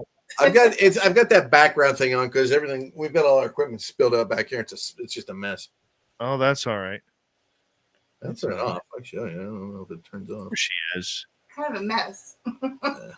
Mr. Cowley, how you doing? Major Lee, thank you for the super chat. Adding to it with Raven and Richard. Yeah, I tried taking it off. Yeah, it's going to be good to see you guys, man. Oh, definitely. Well, you'll be there. I don't. Who else is going to be there? Have you talked to? Is Kenny going to be there? I don't know who's going to be there, man. Like, I just show up. I know. I just know that you're going to be there. That's all I care about. Well, I know it's like I said. You know, are we? We're not live, are we? Yeah, we're still live on YouTube. All right, I'll tell you about it later. Yeah. There's something else that you'll be interested in this. Yeah. It'll be a surprise.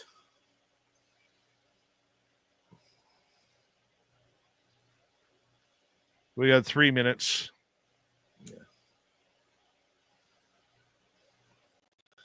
Yeah, so I'm hoping Mike Payton will be there. I love that guy. You know Mike, right? Pardon me? You remember Mike? I'm hoping he'll be there. Which Mike one was Payton. Mike was the guy who was doing the chicken. Remember, he did like he does the caricatures. Oh, yeah, and stuff. he was a good dude. He was a awesome. good dude. He was awesome. And yeah. Hoping he'll be there. I'm really hoping Blaine and his wife. Blaine will be there. Who's Bigfoot outpost? Washington State or Colorado. Oh, Jim Myers. Jim Myers. I love Jim. I hope Jim Myers is there too. Jim's awesome. Is Blaine coming back? I don't know. I don't Robert know. said he wasn't. Hold on. I'm going to Google this right now. Because hopefully, like Jim, you, me, and I call him Da Vinci because of the Mike yeah. Payton. Mike Payton. Yeah. So that'd be awesome. But I don't know who else is going to be there because I don't even know if Crabtree's going to be there. No, I don't. Here's the list. L.A. Marzulli, Daryl Denton, who is honestly one of the best Bigfoot guys I've ever talked to. Your buddy Kuhnbo, Robert Kreider's back, M.K. Davis, Don Monroe, Christian McLeod. He sounds like an idiot. That guy. Blaine and Lisa will be there. Blaine and Lisa Tyler. I will be there. Christy Scambra will be there. That's at Christy Sci-Fi. Warren Scambra will be there as well. And apparently they're talking about adding potentially another speaker. I don't know who that will be. I haven't heard anything. All I know is that My sister. it's going to be cool, man. Thinking about the cryptid guy's little sister might make an appearance. She's had some crazy UFO stuff happening over her house in Florida. It's going on every 7 years, or every once a year for every year for 7 years. Yeah, it's actually kind of cool. She sounded like she wanted to go. Yeah, well, she wants to. I'll give her 10 minutes up there. It'll be good for her. I'm not scared to share my time.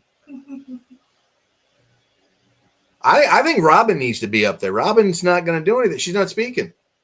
No, because she's spoken the last couple of years, and she wasn't supposed to speak last year, but she does a great job. You know, everyone loves her up there. Great speaker. The kids get excited to ask her questions. Yeah, everyone loves asking. The kids, yeah, you're right. The kids do love her. Kids love asking her questions.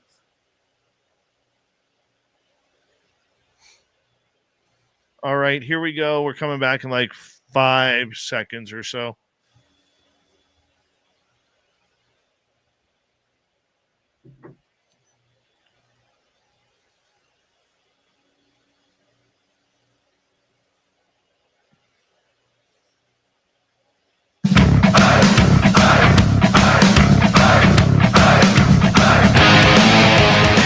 Here we go with the second half of Spaced Out Radio tonight. My name is Dave Scott. We always appreciate you wherever you are on this beautiful planet we call Earth. Reminder to all of you that if you missed portions of this show or others, you can always check out our free archives. They're on YouTube or any major podcast network, and they're all free. Why are they free? Because I want them to be. It's that easy. This is free for you, and we love doing it. Our website, spacedoutradio.com, we have a plethora of features for you. Rock out to Bumblefoot, read the Newswire, check out our swag as well. Follow us on X at Spaced Out Radio, Instagram at Spaced Out Radio Show, and on Patreon in the Space Travelers Club. Here we go. Final time tonight. Christian McLoud is here. He's known as the Cryptid Guy, hanging out with us as he is talking all sorts of cryptid news and wonders what it's like to chase monsters all over North America. Christian, welcome back. Thank you, my brother. I appreciate being here. No problem. Good to have you here. My question to you regarding cryptids and monsters and paranormal, have you ever had the opportunity to tie in the UFO story to these events as well? And is there a correlation in your opinion? Yes and yes. And here's we went to an area outside of Hot Springs, and they had been telling us the person we spoke to originally said there was two things they saw. They were different nights, but they said they looked like a big gorilla going through the garbage can. And the night before that, they saw a massive bright light about 8 miles out in the woods just come down and looked like it disappeared in the trees. So we looked into the cryptid thing at first, when we found nothing, absolutely nothing. And then we drove off about 7 miles down the road to where they told us to go. They gave us really good instructions. And we were walking in the woods for about 1.5 miles, 2 miles. And I have pictures of this on the website. But we found this perfect circle. It was a 30-foot circle. It went through the trees and everything, just a perfect circle. All the branches had been burnt out, and everything was gray on the ground. And to me, it looked like a craft, just perfect. A perfect circle just landed right there. The ground was all charred. It was actually radioactive. The Geiger counter started going off. It was incredible. But yeah, I think there's a lot more UFO activity than what people think there is. And I think a lot of it. I think people are seeing aliens that they think they're cryptids. I mean, it wouldn't blow my mind to find out that Wookiees are real, and maybe their slow cousins are living over here on this planet. I mean, you never know. Well, there is the age-old story of when they were shooting Return of the Jedi in the Washington State Forest. They did not allow the dude who played Chewbacca to walk around in his costume in the forest because they were afraid he was going to get shot by a hunter. Yeah, I mean, people are nuts. Yeah. You cannot, safety first, man. Well, Safety. that's what I honestly, I don't want to sound like I'm some kind of just, crazy rogue that's running around chasing everything that moves and wins. But believe it or not, safety is our number one priority. I've said this before. I'll say it again. You don't just go into a place that you've never researched. We do research on the entire area. We actually use a map and a compass, and we do it old school, and then we research the place, and then we do the investigation. So realistically, everyone thinks it's all fun and games, and we'll have and I'll be the first one. We post videos of stuff chasing us and running out of the woods, and because it looks cool, and it's kind of fun that happened. But the truth of the matter is that's very little time in the woods. Most of it's in front of the computer, researching the area. Who owned it? Has there anything been weird there? Well, and you try to go back as far as you can. Tiny and I have done research on some of the haunted buildings in the Asheville area. I mean, we've got boxes of research, all the way back from the inception of the property, the architecture designs, the original architect, and we've got all that stuff. But you need to know it. You got to go through it. You need to know who's been there and how it went down. You have to know your history. Have to. You don't have a choice. That is completely for sure on everything. I mean, you have to be careful with who you are, what you're doing. Do you ever find that you have patterns that you find within your areas, whether it's tunnels, whether it's ley lines, whether it's population, like give you an example, like our area where I live was very, very old school. Like if you were a newbie to town, when I first moved here, everybody knew you were new to town. And now that we've seen an influx the last couple of years of, people selling out in the hot Vancouver real estate market and people just flooding this area, it's kind of changed the dynamic of the community. Do you notice any of those type of patterns when you're out in your areas, or does the monsters and legends seem to even bother with that? I think what happens is, you'll have a lot, like, depending on where people come from in some areas, and this is just a hypothetical, depending on where some people come from, if they're not used to the Appalachian way of life or the folklore or what's out there in the woods, they're in for a rude awakening. Because, it's not, let's just say you've lived in New York for 30 years and you retire and you buy a house out in Hot Springs and you wake up one morning and there's 4 or 5 bears on your front porch, you're not used to that. So I think what happens is they might start thinking they're seeing things they don't. And they just have to be acclimated with the area. And once they're acclimated, they're much better off. But as far as, patterns, there's always patterns. I know that in March, I'll be getting more cryptid reports because of spring. For some reason, in the colder months, I get more paranormal reports in the Asheville, Hendersonville, North Carolina area. I don't know why that is. I just do. It's just when it's colder, we get more paranormal. When it warms up, we get more cryptid. So, I mean, there's that kind of pattern too. But I think when people are living, off grid and they're used to living in the woods, and they see things, they're not going to report them. It's just, they don't want people thinking they're crazy. But I think when people are new to the area, they might be a little more apt to report things. And they may not be seeing what they think they're seeing, too. That's the other thing. The way people are having experiences with everything, do you see this being a lot more popular than what we know about? Like these topics, do you think it's getting popular? Like Halloween, for instance, about a month and a half before Halloween, everybody starts talking ghost stories and reporting ghost sightings, because it's the flavor of the month coming up. Do we see that with others? Everyone, there's always going to be a ghost story. Everyone's got a family ghost story. And what I've noticed more in the last 4 or 5 years, I've noticed that the cryptid reports are becoming more popular than the ghost reports. Now, why that is, I don't know. It's all fun and games. I like what that's. It's all fun and games. Yeah. No, you're right, Deb from a sack.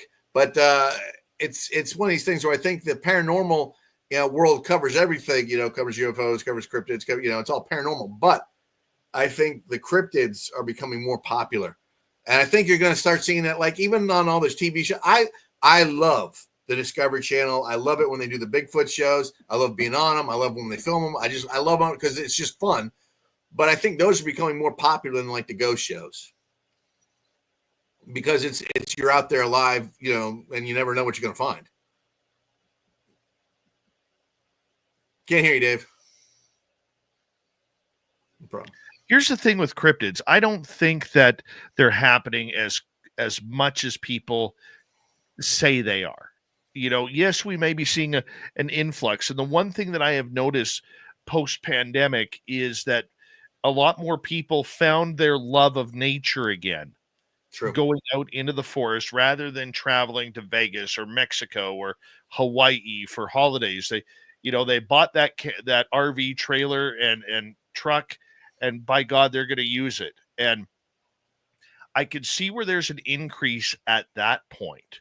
But for the most part, you know, like I go into my area and I don't understand these people. Maybe it's just me out of jealousy here, but I don't understand these people who claim to have areas, and yet every time they go there, you know, they're sitting around a campfire with Bigfoot roasting marshmallows. Now, I'm not saying it doesn't happen, because I do believe Robin has a psychic connection to it. Robin Haynes, that is. She seems to have a psychic connection. So I understand that there would be people out there that it could happen to, but for the most part, I just don't see it happening as frequently as all of a sudden we're hearing. I think it's just out of popularity. I mean, it's very possible, but again, how many times have you heard of a Bigfoot coming and approaching anyone by a campfire? You know, I mean, it's like anyone that says they're doing that, I'm going to throw a flag down and say foul. I don't trust it.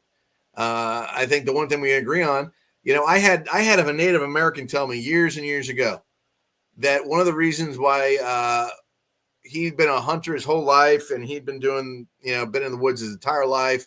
He was from the Abenaki tribe. This guy could literally build a condo with a toothpick. I mean, the guy was incredible. One of the nicest guys in the world. And he told me one of the reasons why he never had any problems with any of the wildlife is because he used to smoke.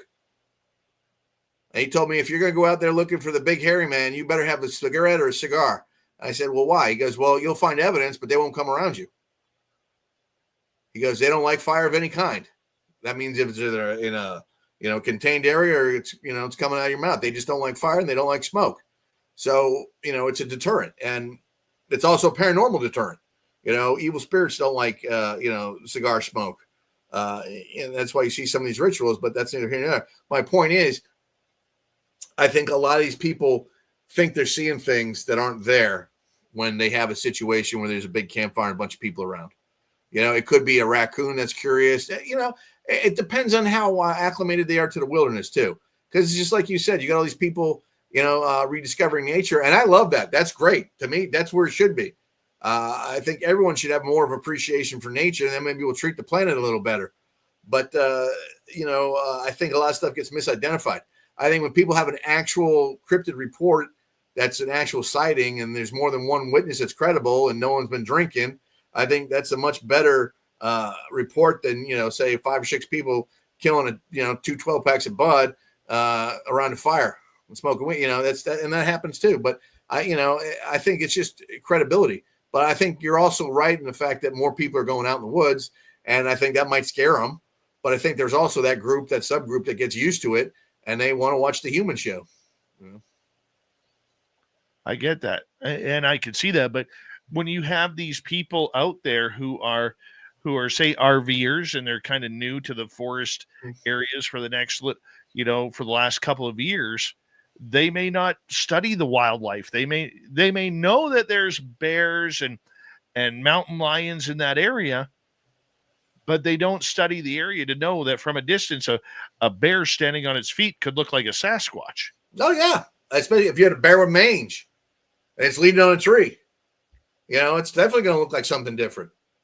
But yeah, a lot of people don't realize that. So I think they just don't know what they're looking at. You know, but again, that's you know, that's just because they're new. You know, give them a couple of years, let them get seasoned. They have to do the research though. They have to want to learn. You can't make someone learn something. They have to want to learn.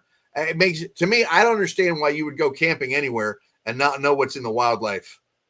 You got snakes, you got bears, you got cougars, you got mountain. What is it? What's out there? What do I have to worry about? You know. And then these people that go camping and they don't bring a gun or any kind of weapon, and they know they have these animals in the area. It's like you're asking for trouble. I'm sorry, just don't be smart. Know where you're going. That's very true. Christian McLoud is our guest tonight. We've got a lot of information from you, but we haven't got a lot of stories. What's the funniest story you've had in one of your encounters with cryptid or paranormal? All right. I haven't told this one, but this is about me and Tiny. We're checking out a school, and they've been having reports. And this is one of the few times I'd actually seen dark energy at work. But now Tiny, for those you know, Daniel Tiny Hurst, he's one of my best friends. Tiny's 7 foot, about 400 pounds. So he's hence the name Tiny. Yeah, he's a big boy, and he's from West Tennessee. He's from the mountains. Like, he doesn't like wearing shoes, especially out in the woods. He's like, he could be mistaken for a Bigfoot, but he's a sensitive, and he's very, very good at it. And for some reason, evil spirits do not like him. I've seen it happen. I didn't think it was real till I've seen it. We walked into this one school, and Tiny walks in, and none of the lights were working for some reason. They've been having electrical problems. And you see these 4 dark energy balls. And one goes this way, one goes this way, and 2 go that way. Well, we were putting up a thermal camera, and all of a sudden you see footprints, and they're coming right towards me. And I move, and they come towards me again. So Tiny thinks I'm about to get hit with some kind of evil spirit, and he's worried about me. So he picks me up like this and throws me through the double doors, and it had been raining. So I go flying across the parking lot, like, Tiny is just unbelievably strong. And all I hear is Tiny rebuking this thing, and he didn't have water, so he grabbed a Diet Coke and starts rebuking this thing in the name of Jesus with a Diet Coke. And then he tripped on a chair and came flying out. Now, all the people that were there in the parking lot, all they saw was me go flying out, and then they see Tiny come flying out after he started rebuking something with a Diet Coke. And it ended up okay, but it was hilarious. Yeah, that to me is probably the fun. That's the only kind of that's the funniest thing I can think of that's happened during an investigation. There's been a time when we got completely turned around in a national forest, and we were driving down a fire road, and we came out in the middle of Tennessee, and I was convinced we got stuck in some kind of time warp because we came out in this camping ground, and it looked like it was from the 70s. You know, that's the signs and I was convinced. I said something happened, man, because they're like this old abandoned bus from the 70s. You know, the old Bluebirds. It was someone was living out of there, and like what I don't know where we are. Couldn't even tell you where we were. And we were walking around thinking we were in like some time vortex for about an hour before we found out we were in like another state. Stuff like that happens. But comedy wise, the funny stuff really happens when you're doing investigations. I had a woman. I don't know how dirty can I be? I don't know. Oh, well, you just remember we are on terrestrial radio. Okay. I had a woman that was obviously having some mental difficulties with reality. She called me and Tiny and wanted us to investigate her property. And the reason why there was, every time she'd take a shower, she'd look at her window and she said there was a Sasquatch pleasuring himself. And when he looks over at her, he doesn't stop. He got more excited. And this was going on for about 2 weeks. So she wanted us to go out where said Sasquatch was and take samples. And Tiny looks at her and goes, you want us to put in a turkey base or something? I mean, what do you want us to do with this? It's just stuff like that's happened. I had a guy that used to call me every Saturday night at 3 a.m. This is before I got the 800 number, Dave. This is why I got the 800 number again. I had this guy. He was from the middle of Marshall, nowhere. I mean, just nowhere. And he told me that he would introduce me to Bigfoot, but it would cost me a case of Jack Daniels. Oh, my. And then he calls me at 3 a.m. on a Friday. He's drunk, and he says that he's playing poker with the following people: Bigfoot and Jesus. And Jesus is being accused of cheating at cards, and Bigfoot's yelling at him. So no. that I used to get that call all the time. So there's over the years, there's been some funny ones. Apparently there was an issue with a Bigfoot and a horse not too long ago. I'm not getting into that, but that it was one of those too. So it runs the spectrum. Yeah, that's definitely running in spectrums. Yeah. My life. The hard part's not dying laughing when someone says, I mean, because you got to feel sorry, but they're sitting there telling you stuff. You're like, and it's just, it is what it is. And the thing is, for the most part, you have to investigate it just out of the sheer curiosity of it. Oh yeah, I had to. I especially that I'll never. And I'll tell you off air what we found, but there was something. Are we sure it wasn't a Bigfoot? I don't know. I don't know. Oh my! It was something. I don't know what it was. And here I thought you were going to tell a story of a lady, making a fresh strawberry pie, putting it on the windowsill. I give it to you straight, Dave. I give it to you straight. Yeah. See, this is why we lube up for this show. This is why we lube up right there. Prime example. This is why. This is why the world loves us, Dave. We keep it real. You know what, though? It's sad, though, that, like on a funny but not funny scale, my buddy Merle, who will be on in a couple of nights' time for Ghosts of the Great White North, he actually got called to a house one day for a case investigation. People wanted him to come and check out the ghosts of their house. So him and a couple buddies show up at this location. They plan for like Saturday night, 8:00 or whatever it would be. And they show up and knock on the door, and the place is packed. These people are having a party because the ghost hunters are coming over and they're going to do a ghost investigation in front of all their friends. Wow. In their tiny, like, duplex apartment. People never cease to amaze me. I had a lady that actually, I had something happen like this about 5 years ago. It was the first time I'd been on TV. It was on the Discovery Channel, and it was a pretty good show. And she went on one of my ghost tours, and I gave her my business card. And she had mentioned something about having a haunted house. Well, her son was a real big paranormal fan. So I get there, and it's her son's birthday party. No. And I'm like, are you kidding me with this? So I'm like, okay, I'm a nice guy.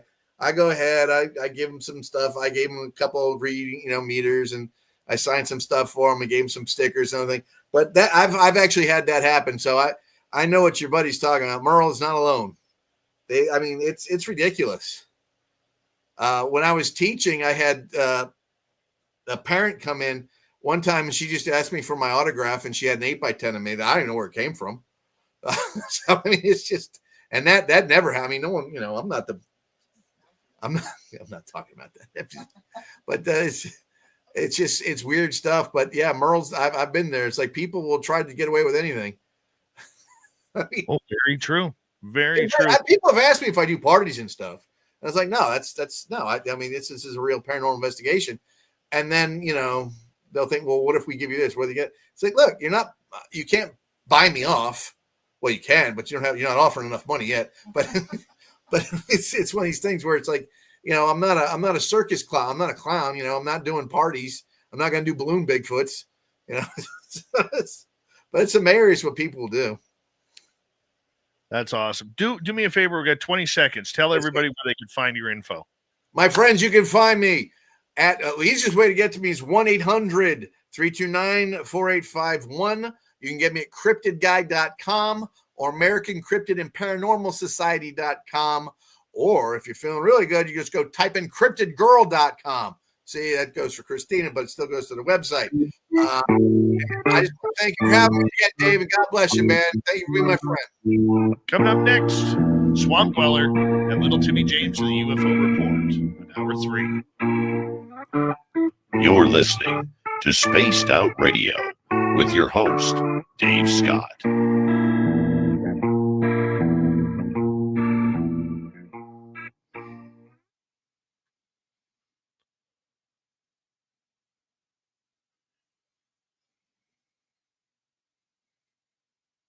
All right, we are clear, buddy. Thank you very much. Oh, no, thank you, man. It goes so quick, man. You never realized it was 2 hours. Oh, I know that. Hey, we're just going to go to break here. I'm going to call you in like 2 seconds, okay? Hey, no problem, man. All right, talk soon. All right, brother. Bye. All right. We'll be right back, everybody.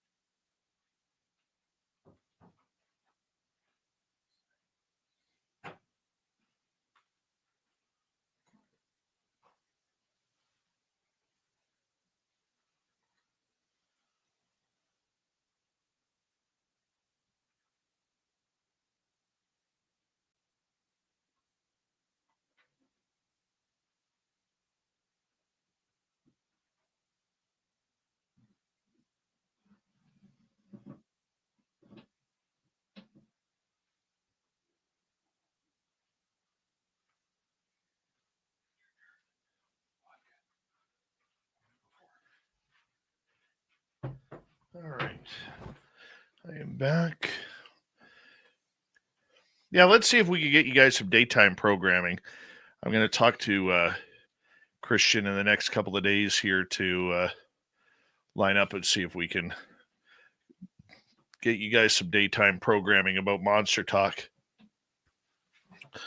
All right. There is Astral Fugitive. How you doing? Excuse me.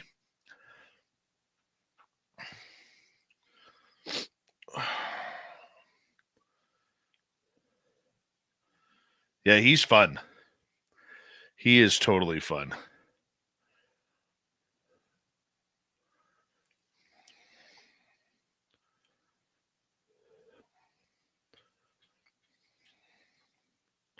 Hi, Nicole Sekich. I don't have my woo underpants on right now. Sorry. Mike Bothwell, how you doing? Thank you tonight to Major Lee with a hat trick, Deborah Rooney, Richard, Raven, and Mayhem for the super chats tonight. Oob to Joe's Maine, you've got aliens. Yeah, you do. Here we go, everybody.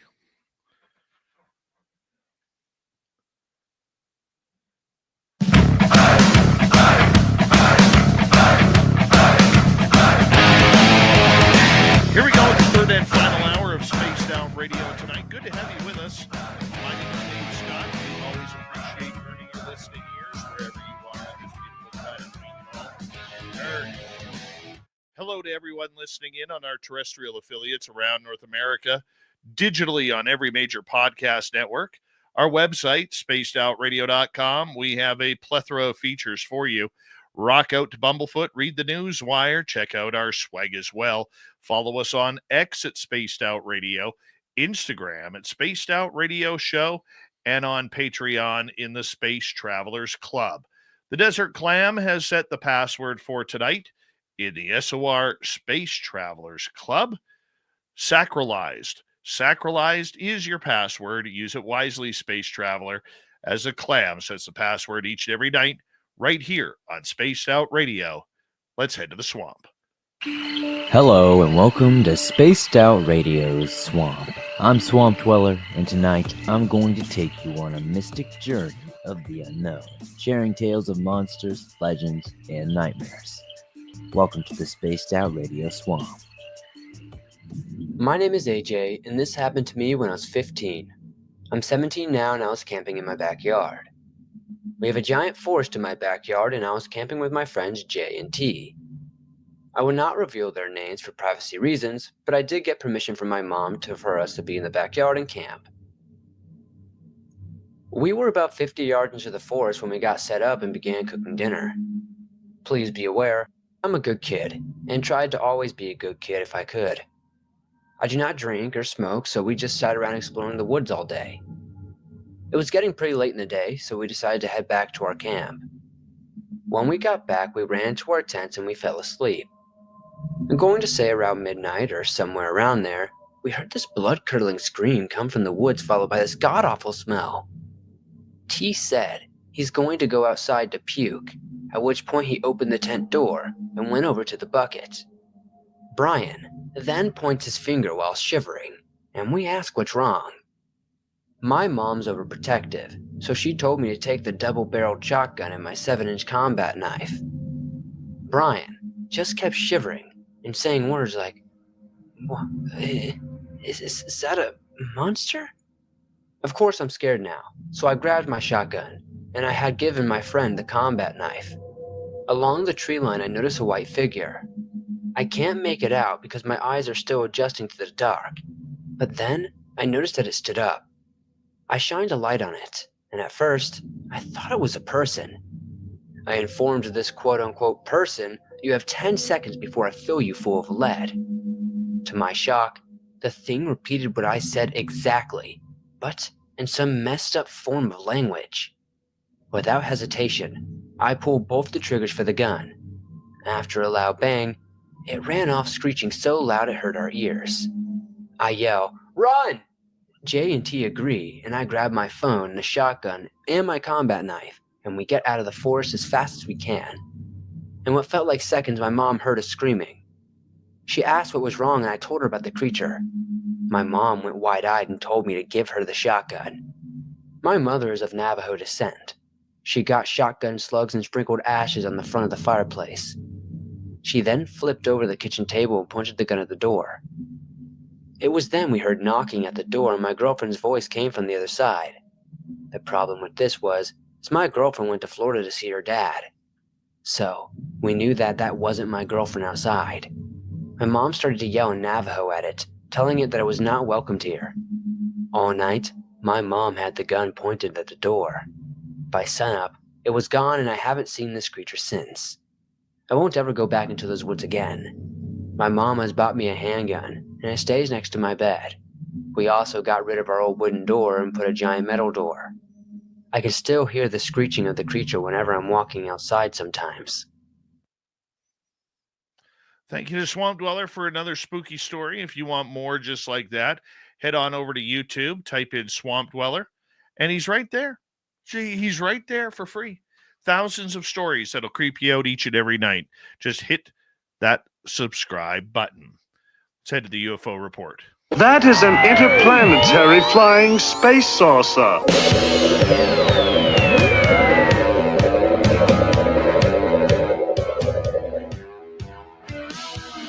You have made me very angry. Very angry indeed. It's that time of the week where we kick things off on the UFO report with little Timmy James hanging on out with us. How you doing, my friend? I'm doing good. You? I am doing great once again, my bud.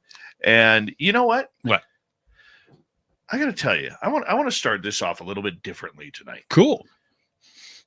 So, in between hockey games, I'm watching Fire in the Sky, the Travis Walton's story, and so realistic, most of it. So realistic. And it just got me thinking tonight, because Hollywood really didn't do a good job on his true story of what happened. Right. They Hollywooded it up, shall we say. What? Yeah. For instance, in the movie, yes, they were a crew of 6. Oh, okay. And in reality, there were 7 people in that vehicle. Right. And so that's one. Number 2, they make it look like Travis Walton is having a horrific experience. But as Travis has told the story later on, even back then, he said they couldn't change it because once Hollywood gets their fingernails in it, it's based on a true story. It's not the real true story. Right. And Travis tends to believe that when he was zapped, literally, he felt that they took him. He felt he was dead. And that they brought him on the ship kind of like about that they were going to heal him. Right? Okay. That they killed him, and then they were like, oops, well, we don't want that to happen. We didn't mean to zap this guy. Yeah. He got in our way. Let's fix him up. And there's a bunch more things that Travis has said are not very conducive to what the movie shows. Okay. So I started thinking about this earlier on. What are the best movies out there with ET contact movies out there that I think portray a very realistic type approach? Okay. Now, I'm not a movie buff. Me either. Really. Don't like movies whatsoever. To get me to watch a movie, you really have to, it really has to capture my attention. I'm not one of these people. I can't tell you who won the Oscar the last 10 years. No. I can't even tell you. I could tell you that I've never seen one of the movies that has been up for an Oscar in the last 10 years. Gotcha. Totally not a movie guy. And I was thinking about this. Here is my list of movies that I think portray the UFO/alien story properly. Yeah. No particular order, but number 1 is on the order. And that would be, I don't think there has been a great UFO/alien abduction movie since Close Encounters of the Third Kind. Right. Now, it's sad that we have to go back to the 70s for this. Yes. But a lot of what happens there with, to me, Close Encounters of the Third Kind is like an encyclopedia of what happens during ET encounters. Mm-hmm. And more so today, where we've seen the government take over the contact. Okay, so it reminds me, when they're in Wyoming at Devil's Tower, and all of a sudden they're trying to evacuate all these people because there's a mysterious virus going around that's killing animals, and we need to get the people out of there, so they don't die, so on and so forth. And in the meantime, it's because the aliens are coming. They figured out the signal, and they want to make sure that everybody is out there. That is, they don't want civilians to see. Right. In the meantime, the UFOs and the aliens have a different agenda. They don't care if it's military or not. They are really wanting this whole thing to come about, including calling people to be there. Yes. Because remember, there was the scene where all these people allegedly were drawing Devil's Tower, that they had to be there for some reason. And the government didn't want them there until, Richard Dreyfuss and I forget the lady's name in the movie. They just said, to hell with this, we're going. That's right. Right. I just think that is the most realistic.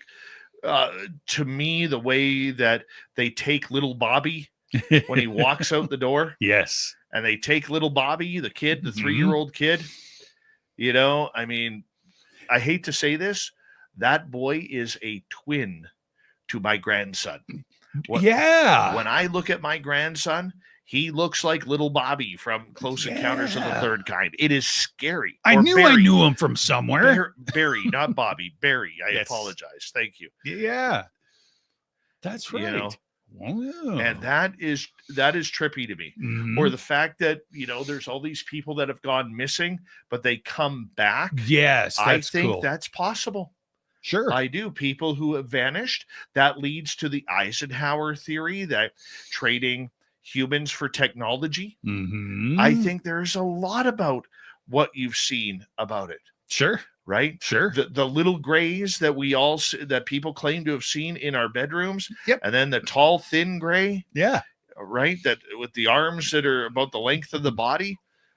It just, to me, is it's so real. Yeah. And it feels real. Most certainly. The symbolism, the craft, the summoning. The CE5 summoning, not psionics. No. The CE5 summoning of these. And if you look at it, the way it plays out, I think that is one of the best out there.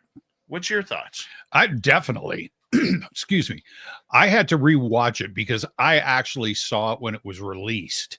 And so watched it obviously when I was older and understood it, but it was probably the most eerie, I guess, for me, because it seemed so real, and it actually like captured my attention. And I got it. Like, I understood it when I was watching it, I think the second or third time finally. But very, very, very seemed true to form. And they even said that, it was like, how did Spielberg figure all this out? Right. So there's always that, conspiracy theory as well. He kind of nailed some stuff there. My number 2 movie, no particular order, 1986, Flight of the Navigator. Disney. The Disney movie, Flight of the Navigator. Right. That is something that a lot of people don't understand. Because if you go back and you read Grant Cameron's books on people who have flown the craft, right, this goes right exactly to what Grant has reported on numerous times. And he's even written a book on it. And I've talked to one person, she was 12 years old. Okay. She's about 18 now, where she claims that she flew the craft. And I said, how did you do it? Yeah. And she goes, I don't know. She goes, I just had my hands down, and wherever I wanted to go, that's where we could go. Really? It was incredible. Huh. And just the fact of time travel and everything in that movie, that one really hits home for me. Of course, E.T. Yeah. You know, the friendliness of E.T., you know, that they're good aliens. Mhm. Seeing the craft in the forest lit up. I've seen something similar to Right. that. That scared the hell out of me when I saw it. No doubt. You know, I mean, would I like to open up my closet and see E.T. dressed in my clothes? That would be a little odd, Hiding in your stuffies. right? My next favorite movie would be Signs by M. Night Shyamalan. Mm, You know, the Yeah.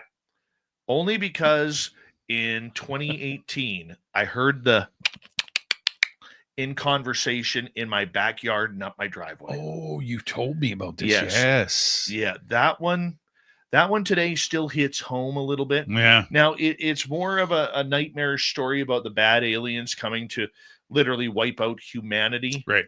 until they figure out that water is the thing that kills them, Yeah. right? But that one, just the invasion, the hearing of them running on the roof, the Ugh. way the dogs go crazy. Because I remember before I even saw Signs, I remember when I had my moment was Samantha Mowat in the forest. She was worried about the dogs, and because there were 4 dogs that ran into the forest with us, Right. and then they vanished. And then when we came out of the forest, all 4 dogs greeted us. That's weird. That's strange. Yeah, that was one of the strangest things Yeah. that has happened. But that scares the living hell out of me. Uh-huh. You know, to this day, it really does. And my next one would be The Abyss. That was wicked. Yeah. Now, that I think we have heard a lot of stories about people who have had encounters with USOs, you know, and unidentified submerged objects. Yeah. How come we don't change that to UAPOs or UFOs? Careful. People are UFOs. listening. Yeah. It's UFOs in this world, Oh, right? God. But just, I'm bugging now. Okay. But just the way that worked, where they were able to manipulate the molecules of the water to make it look real, where they could change shapes and everything. And then the giant craft, the mothership coming out of the water. Yeah. And being like, you know, its pillars being like 30 stories high. Yes. It just seems so real. And the longest movie in history, I think. It was a long movie. Oh, man. Yep. Yeah, that one went on forever. Yeah. Yeah. And the Navy SEAL going crazy. Yes. You know, that one was a little nuts, but Ed Harris did well. Yeah, he did. Ed Harris did well. Yeah. You good know, movie. but oftentimes we see this topic really get Hollywooded, if you know what I'm saying, where the aliens are bad, because you always need an antagonist and a protagonist. And the aliens are always bad. I mean, you look at Independence Day, you know, that would be a prime one of that, you know, where the aliens are coming to wipe us out. Even Signs a little bit, you know, in regards to that. But I really, really like that topic. But here's a list. I found a list of the top 35 alien first contact movies. That's on imdb.com. Okay. Close Encounters of the Third Kind is number 1. Yeah. 2001: A Space Odyssey is number 2. E.T.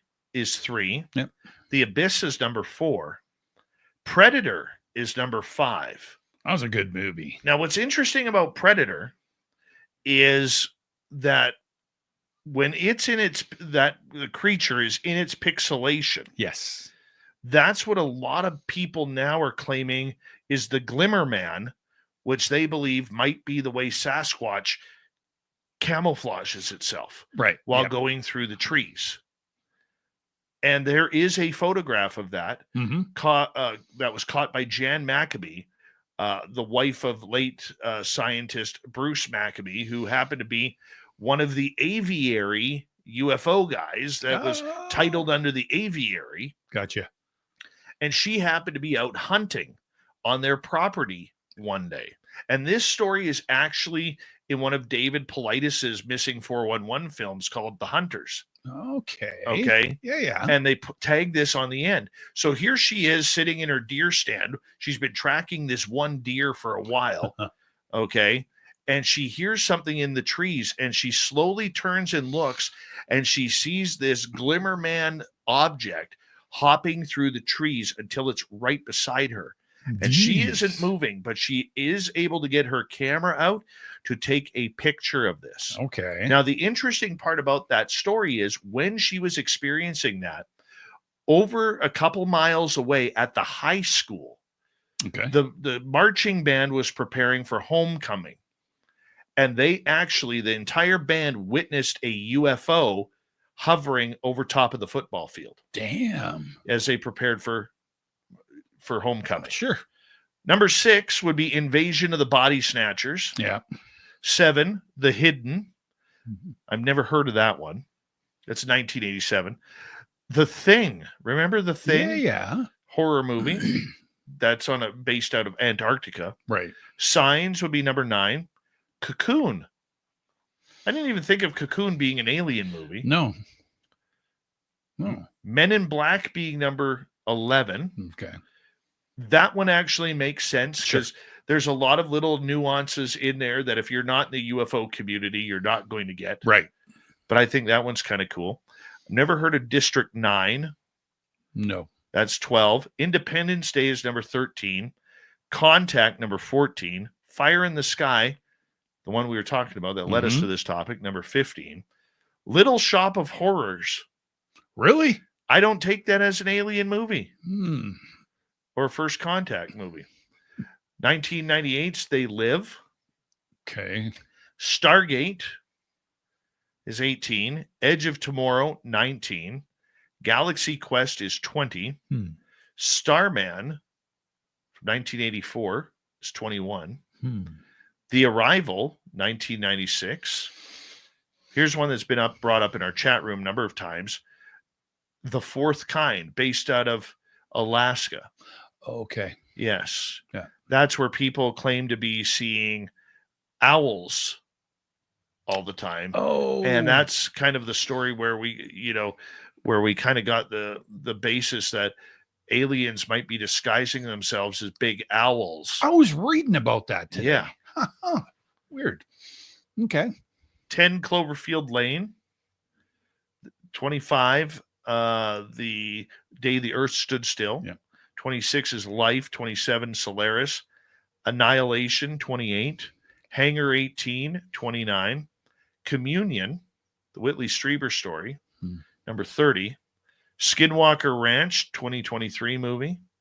Number 31. Night Skies, 32. 33 is Area 51. Repo Man, number 34. Really? Really?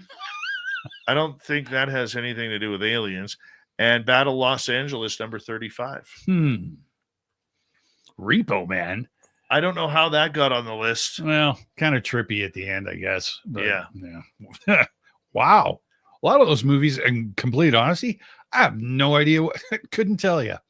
There's some that I do know, obviously, but yeah, most of them I was like, what? Okay. Yeah. Don't remember that one. Some of the movies, though, and this is why I'm so excited about, Steven Spielberg coming out with the new potential disclosure movie. Okay. Because there are certain people I think get tipped off. Oh, yeah. It's just like Tom Clancy when he was alive, the thriller writer. Yep.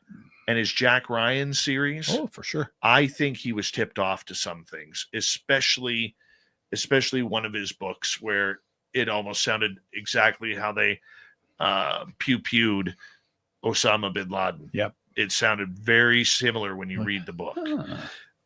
But Spielberg, there's the legend of him basically being told by Ronald Reagan after seeing E.T., you have no idea how close to reality this is. Yep.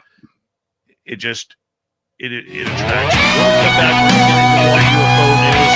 Little Timmy James, the UFO report. This is Spaced Out Radio. Final half hour. This is Spaced Out Radio, and your host, Dave Scott.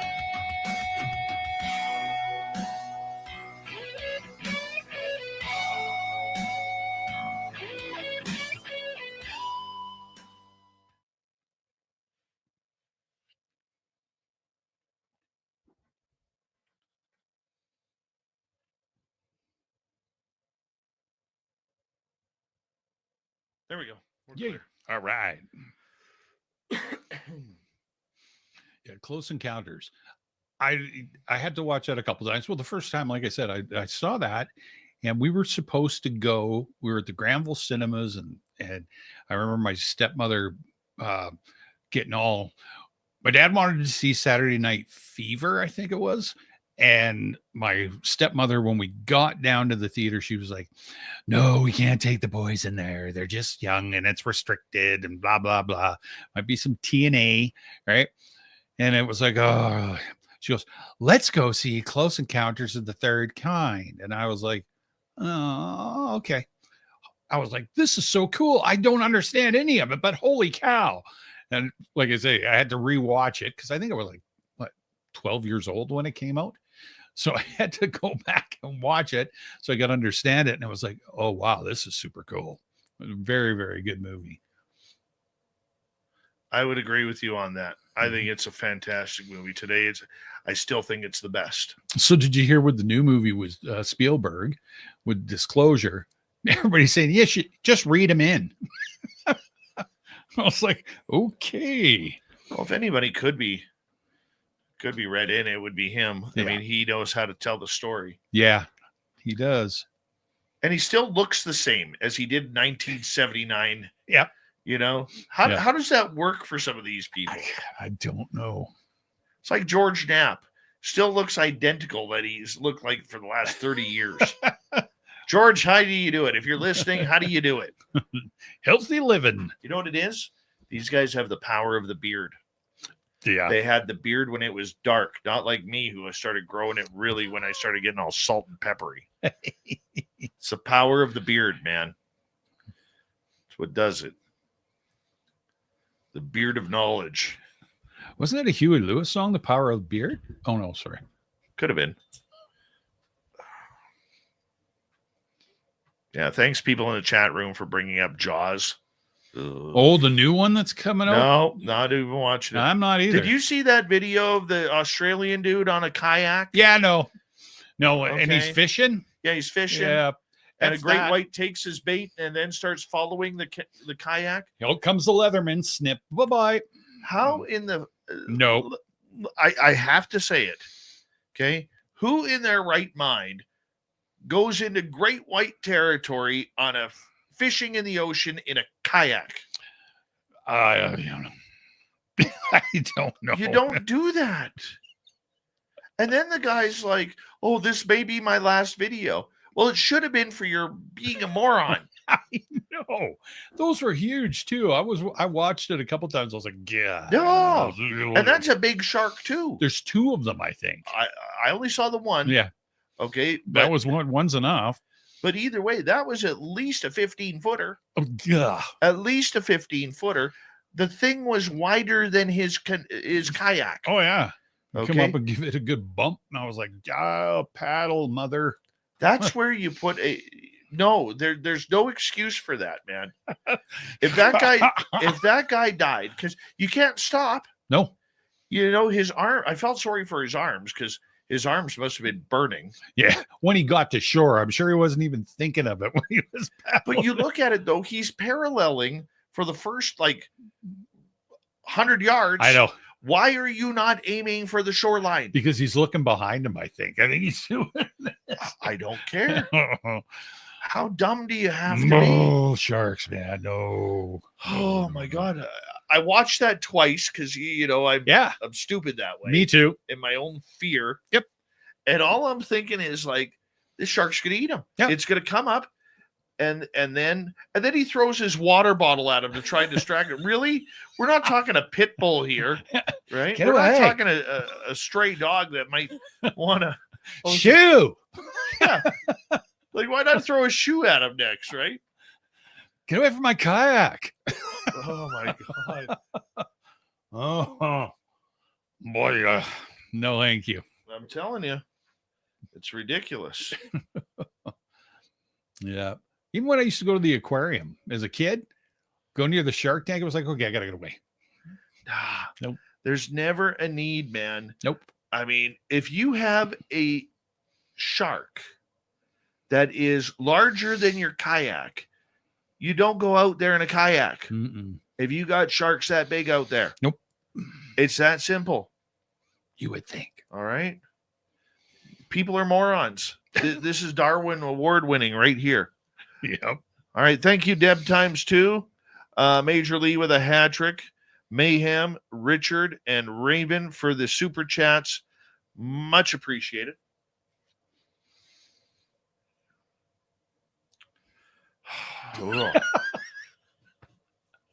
Yeah.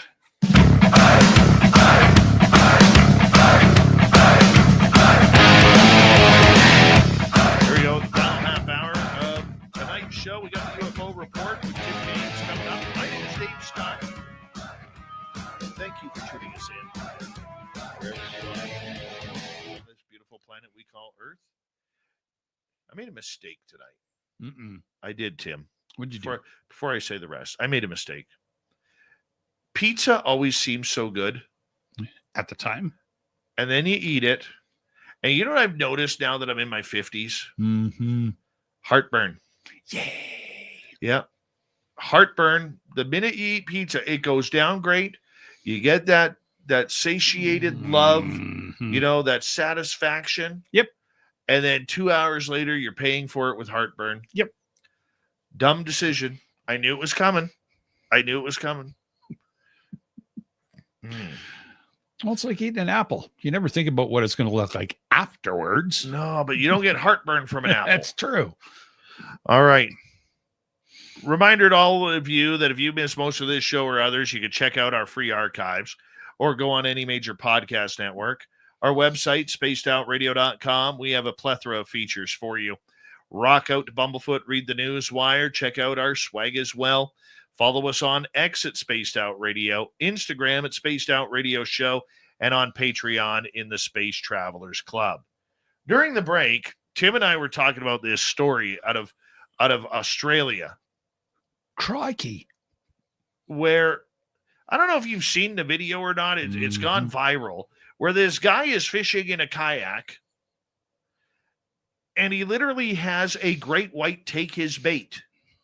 So he cuts the line, but this 15-foot shark has other plans and starts stalking him and following him. This guy starts paddling, but instead of paddling to shore, which is probably, by camera-wise, it looks at least 150, 200 yards away. Yeah. He's paralleling the shoreline, thinking that he's going to be able to race a shark that could go 40 miles an hour underwater. And he's making comments about, well, if this is my last video, if this is how it goes, at least it's all documented. No, you don't fish in a kayak where there's great whites that are bigger than your kayak. Exactly. Did you ever see the video of that tiger shark where that guy's in a kayak? I think it's off the California coast. And he's paddling away. He's got the feet paddles, you know. Like Oh, the pedals. yeah. And all of a sudden, this tiger shark comes racing through the water. You see the fin. Yep. And it bites it. right down. Yep. What are people thinking? Okay. Couldn't happen to me. It will never happen to me No, because exactly. I don't do salt water. No, I don't either. I don't do salt water. All I'm saying is this. If these people are going to die via shark attack Mhm. because they make the brainiac decision to go by kayak, they deserve Darwin Awards. Yeah. Now, I love sharks. Don't get me wrong. Yeah. As petrified as I am of a shark, I love watching Shark Week on Discovery.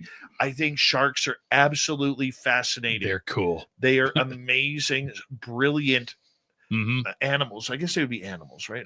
Would they be mammals? Or I'm not. Yeah, I think so. I'm not sure. Fish. They're fish. They're fishes. Okay. I don't know. But they are beautiful, and they are, you know, I would, if I had the guts, I would love to go to like the Bahamas or something where you could go swimming with like the black tips or whatever, No. you know, whatever. I'd like to see him.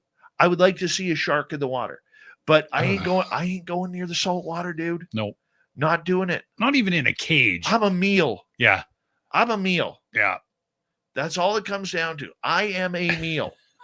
You know, I'm not like some of these radio hosts that are thin, okay, that are wafer-like. Okay, I am a meal.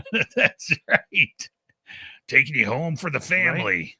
Now, even whale sharks. Okay, you see people fishing with or swimming with the whale sharks. No, because you know what? I'm going in. Mm-hmm. I'm going in, and that thing's going to bite down, and I'm going to get lodged in there, and it's game over. Oh yeah, right. Yeah, right. Yeah, I've been fishing off Tofino in fishing boats and had orcas swim by and underneath the boat. That's petrifying enough, man. I just whoa. And orcas, just as a joke, like to tap the boat. Well, they didn't, but I believe you. Yes. Boy. Yeah. Then you get those orcas that are in the Mediterranean Sea that are actually, taking out boats, trying to swamp them. Yeah. No, thank you. No. Yep. Not a hope. Not a hope. Just be smart. If you were in a kayak, okay, great. You want a kayak? Go. Yeah, There's lots of rivers, lots of lakes. Yep. But don't go where there's sharks, okay, where the shark can eat you. All right. I don't need to be down a listener because you won a Darwin Award. That's right.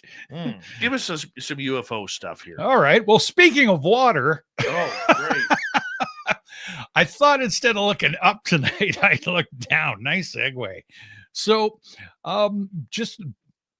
we haven't talked a lot about USOs, and we've touched on them the last week or so, just in conversation and stuff. So I thought I'd go down and a little bit of a history and stuff on them and see what we could find out. So, alien enthusiasts, it's time to shift your gaze from the skies to the seas where they have sharks. Have you ever heard of unidentified submerged objects, USOs? These mysterious entities are said to lurk in our oceans. And if you haven't been clued up on them until now, it's high time to start taking note. The fascination of UFOs is nothing new. It spans millennia. Take, for instance, the account by ancient historian Livy, who chronicled phantom ships gliding through the Roman skies in 214 BC, leading many to believe that gods resided on the planets within our solar system.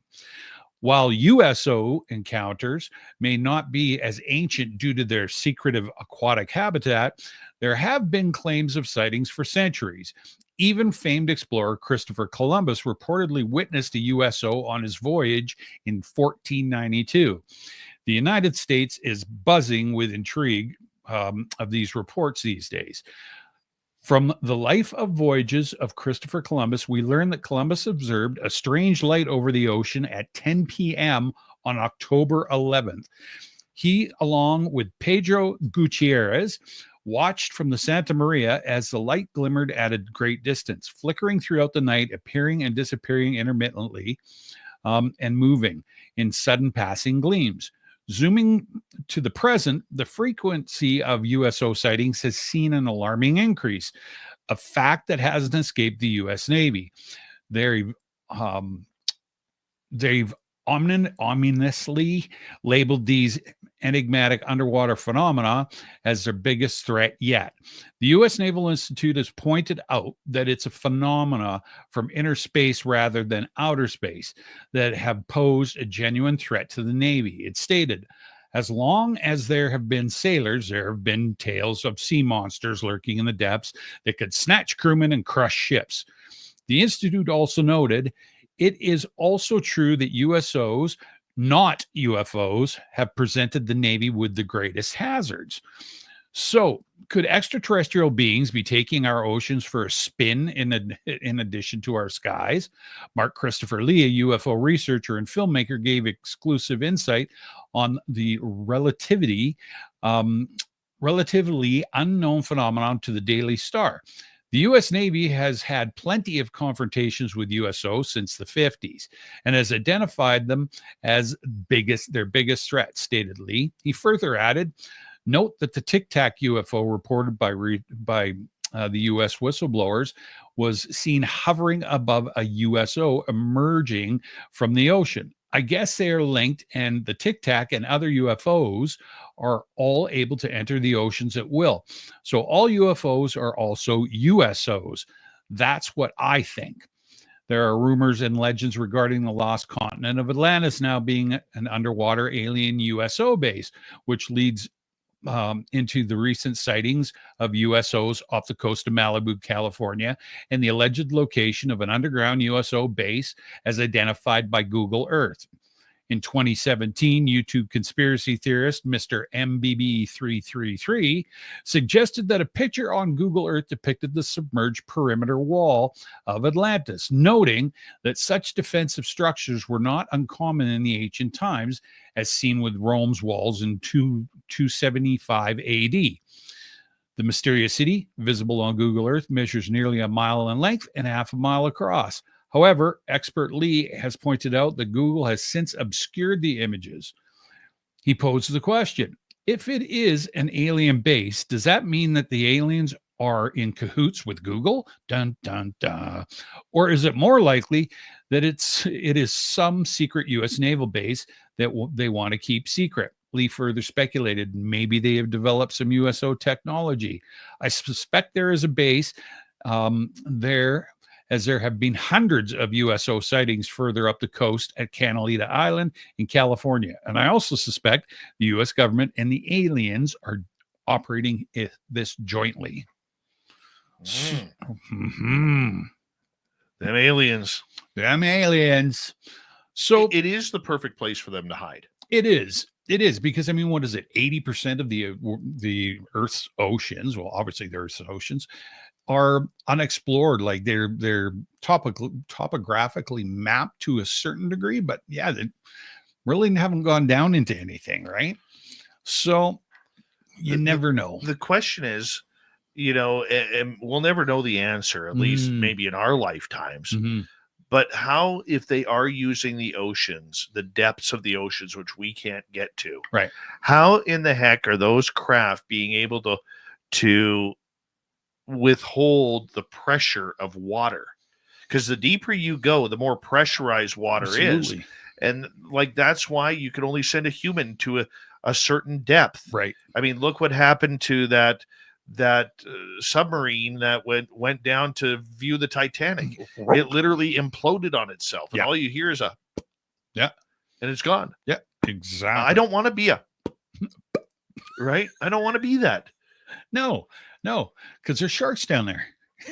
Well, not that deep, but no, and it's true, and it's one of those things. And there was a lot of sightings. I kind of got on this. I guess over the weekend, there was a lot of sightings of stuff in the water, more than usual, I guess. I haven't seen this much, lots of stuff in Detroit, and it was kind of weird, hard to see, of course, because they were all perfect videos, but they weren't. But lots of stuff, different colored lights and stuff in the water, and then, things shooting out of the water at rapid speed. So yeah, that's all over X and some of your favorite social media sites. Don't know. But yeah, have a look if you're interested. So speaking of which, you just mentioned social media. Yeah. I have a new pet peeve on Facebook. I know, I saw it. Tell everybody. When you get those at everyone posts? Yep. I probably get about 15 to 20 of those a day. Oh, wow. I am so sick of it. Yeah. So sick of it. Yeah. Oh, drives me nuts. I understand the purpose. Sure. I do. But I'm telling you, everybody right now, if you sent me in an at everyone post, I'm not looking at it. No. I am not looking at it. It drives me nuts. Yeah. And I get all excited because I'm still the guy who gets excited. Oh, somebody tagged me in something. Yeah, of course. So I go have a look. Yeah. And then I don't feel. Then I feel lonely because it wasn't for me. It was an advertisement. Horrible. Yeah, I usually get about three a day. No, I'm up 15 to 20. Jesus, I know. Yeah. 3's enough. So, you know what the anniversary of this month is? 83 years. Hold on, let me think. I was there. 83. Well, you would have 83 years ago. You'd have been about what, 35? Yeah. Somewhere around there. Hold on. What was 83 years ago? 83 or minus 25. So in 2 years it'd be 85. What would that take us to? About 1941? 42. 42? Yeah. West Coast City.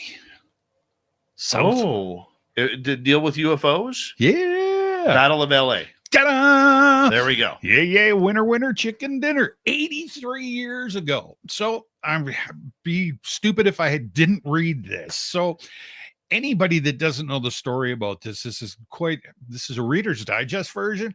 And there's been lots and lots of coverage on this. So I just thought I'd, just cover everybody's palate with a little taste. You can go explore it some more if you'd like. So 83 years ago this month, it was February of 1942. The skies above Los Angeles were lit up by anti-aircraft fire. The military claimed they were responding to a Japanese air raid, but no planes were ever found. What really happened that night has been the subject of much speculation and conspiracy theories. Some believe the military was covering up a UFO sighting, while others think it was a false flag operation to justify Japanese internment. Many eyewitnesses reported seeing strange objects in the sky on the night of February 25th, 1942.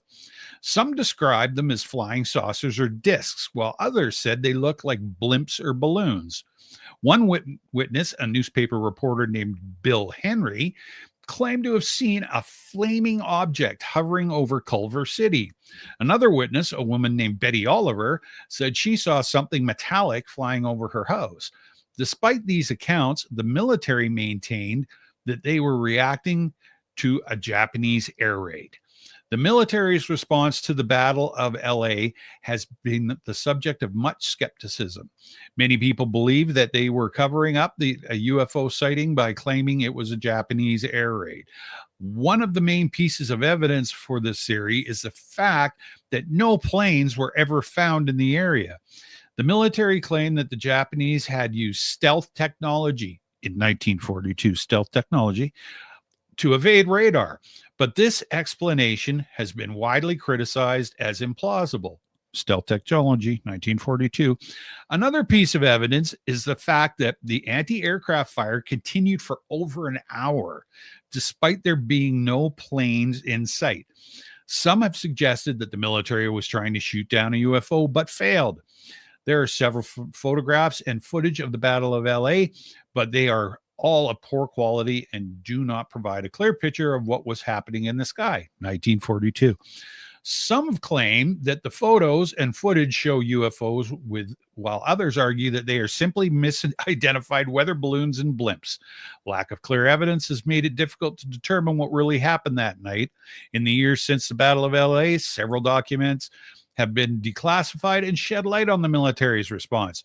These documents show that the military was aware of a possibility of a false flag operation and was considering using it to justify, again, the Japanese internment. However, there is no direct evidence that the Battle of LA was a false flag. The documents also reveal that the military was tracking unidentified objects in the sky, but there is no conclusive evidence that they were UFOs. There are many theories about where the UFOs seen on that night of February 25th came from. Some believe that they were extraterrestrial in origin, while others believe they were secret Nazi or Japanese weapons. Another theory is that they were experimental aircraft developed by the U.S. military. There is no concrete evidence to support any of those theories. One of the most prominent theories about the Battle of LA is that it was a Japanese air raid. However, there's no evidence to suggest Japan was involved in any way. At the time, Japan was focused on fighting the war in the Pacific and did not have the resources to launch a raid on the West Coast, the U.S. West Coast. The military's claim that they were responding to Japanese air raid had been widely criticized as a cover-up. The Battle of LA has often been linked to the Roswell incident, another famous UFO sighting that occurred 5 years later. Some conspiracy theorists believe that the two incidents are connected, and the U.S. government has been covering up the existence of extraterrestrial life for decades. I still want that to be UFOs. Yeah, no kidding. You know, I can understand the paranoia of it at the time, because the Japanese a year earlier had attacked Pearl Harbor. Yeah. And they were waiting for the next one. But there is that one photo, and yes, it's a horrible black and white photo. 1942. But there is that one photo where it looks like it's something metallic in the sky that they've lit up. Mm-hmm. Is it the UFO mothership? See, when we talk about disclosure, Right. okay, this is the prime example of one that I would love to know. This, to me, is one of those events in the UFO Pandora's box that is in the Pentagon. Yeah. That when they open that up, that to me is disclosure. Yeah. Okay. When you disclose all of these events. Now, could it have been the Japanese? Could it have been hot air balloons? 100%. Sure. It could have been. Okay.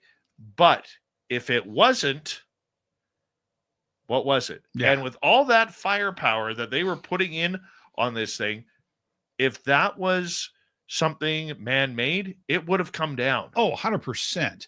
100%. And the Japanese still to this day state they did not have the resources. It wasn't them. I mean, what are they going to keep fibbing or lying after 82 years? So I agree with you. Yeah. I agree with you. And that is one of those events that we need to know about. I agree. And we need to know about it sooner the better. But it's not going to come out. No. It really isn't. Hey, I want to remind everybody before we say goodnight on this show that I will be appearing at UFOCon 2025 in San Francisco, California, the first weekend of April. If you want to join me there for the event, I will love for you to come say hi. You can get your tickets right now at UFOCon2025.com as well. It's always good to have you here, Tim. Thank you. Thank you for being with us. Really appreciate it. And I will be attending the Nebraska Bigfoot Conference the final weekend of April.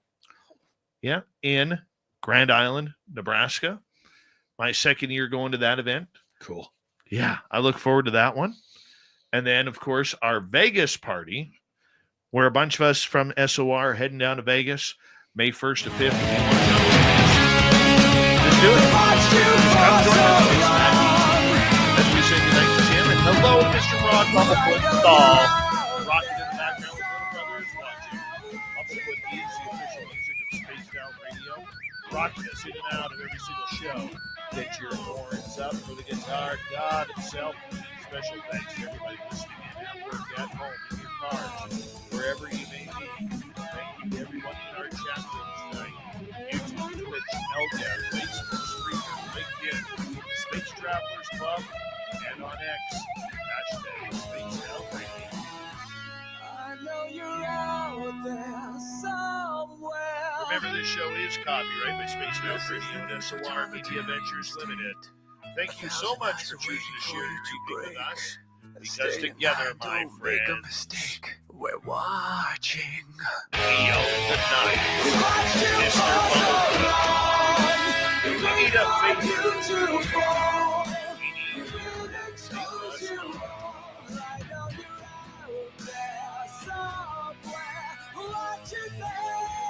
Yes, the Woo Train has docked for the night. But soon, my friends, we shall ride again. They're always available. Your tickets never expire. And if you want to bring a friend, we've got room for them too. Good night, everybody.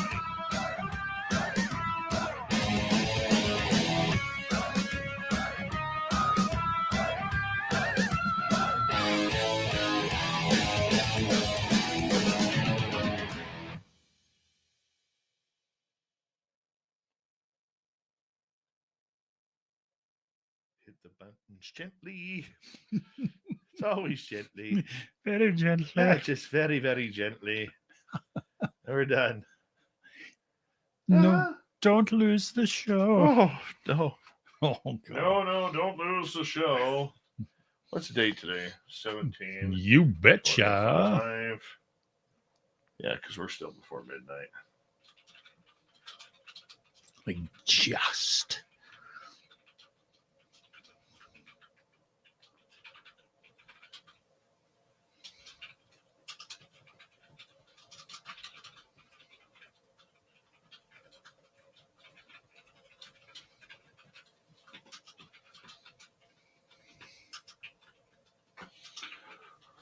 Okay, hold on. I got to figure out how to spell a word here.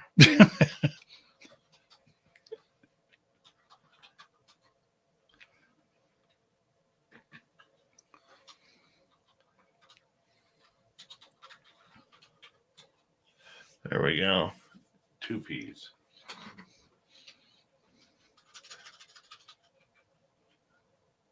Two peas.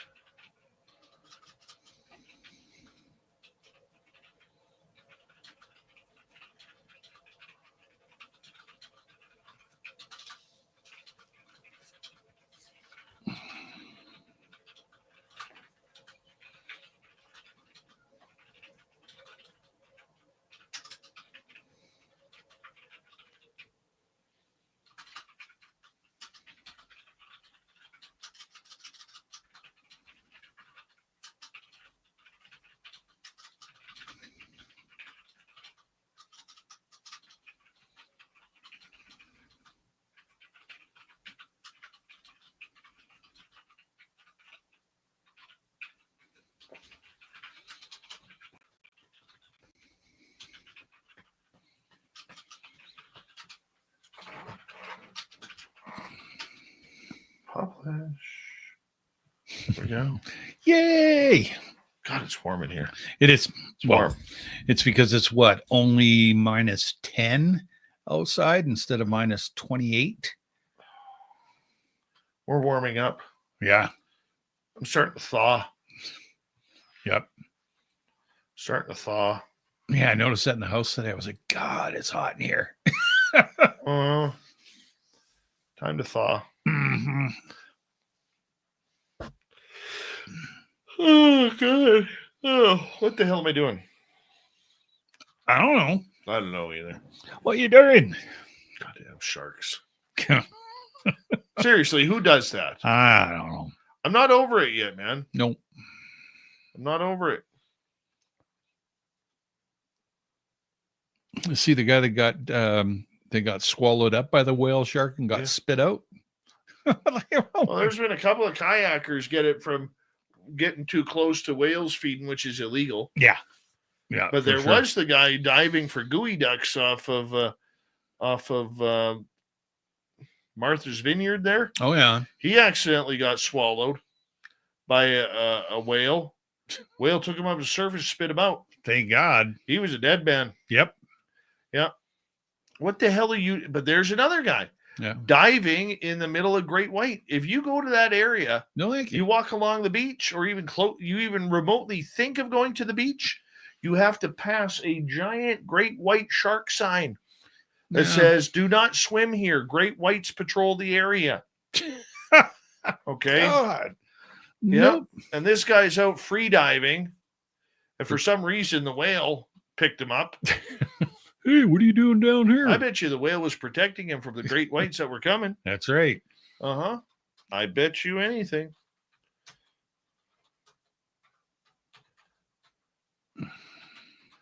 Yeah, that's my theory on it. Prove me wrong, people. Already done? No way, really? Well, it just downloaded. Oh, okay. Or uploaded. Uploaded would be the word, I guess. Uppy Oh, loady. cow, there it is. No, I gotta wait now for about, there's that 1.5 period. Oh, word, yes. Has to go through its standard Ottawa definition. got 37 centimeters of snow overnight. Oh. Wow. Moody Mongol. I had to ban somebody off my Facebook today. Yes. This was a guy I was actually thinking of as a guest, right? Not going to mention his name. Out of the blue, this guy starts sending me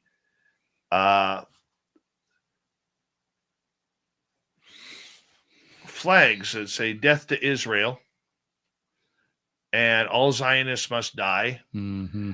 and the Holocaust was a fabrication.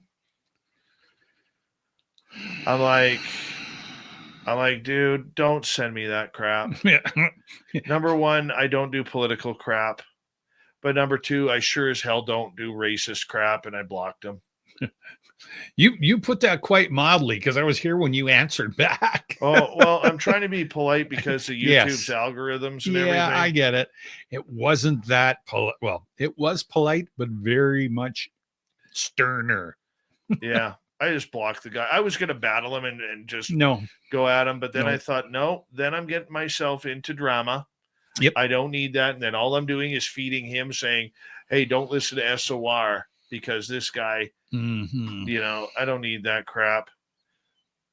Linda, how are you? Adam B, how are you? Yeah. So if you're planning on sending me stuff, please don't make it racist or downgrading for people. I don't do that. And we wouldn't expect anybody in our audience to do that anyway. You guys are all really cool. But every once in a while. Oh, I get you, man. I get you. Yeah, blows my mind. But whatever. It doesn't make sense. Nope. I just really did not appreciate that. Yep. That was the shortest long weekend ever. Oh, tell me about it.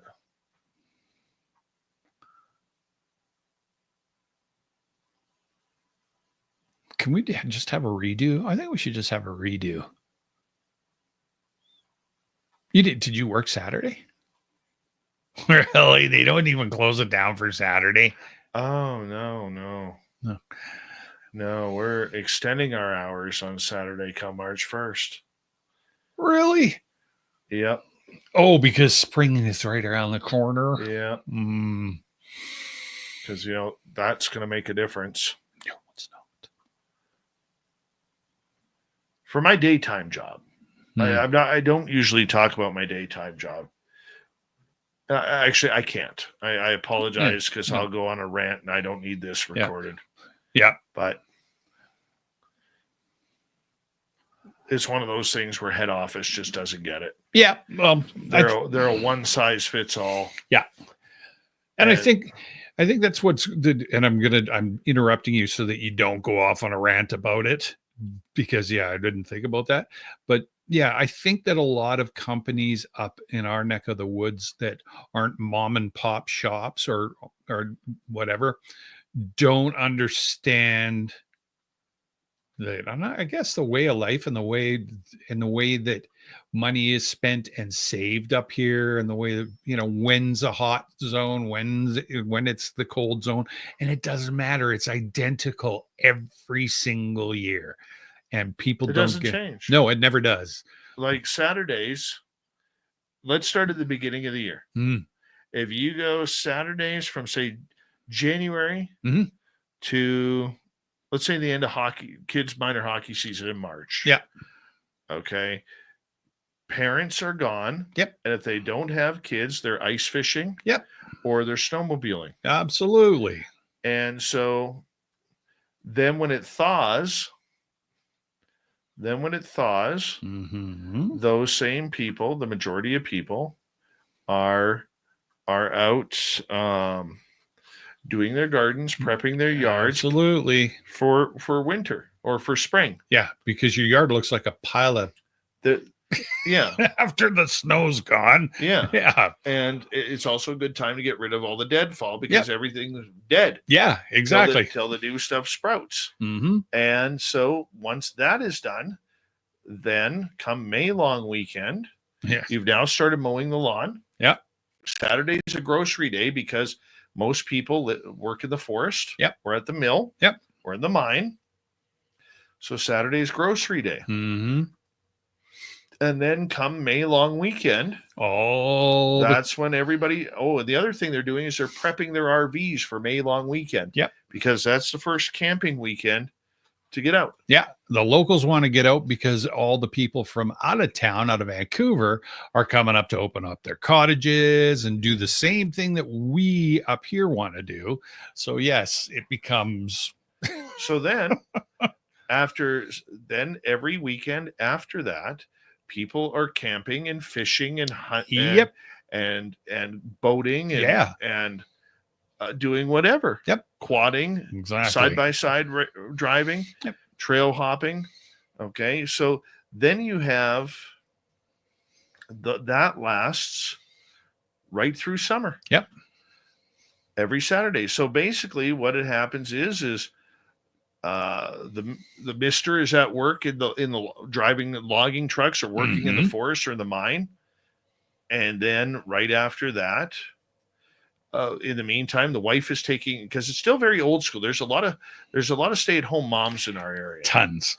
Which I think is fantastic and good on them if people can afford to do that. So then what happens is after that happens, the mom packs up the kids, the trailer, gets it all ready for dad to get home on the Friday, which hopefully he's going to finish early.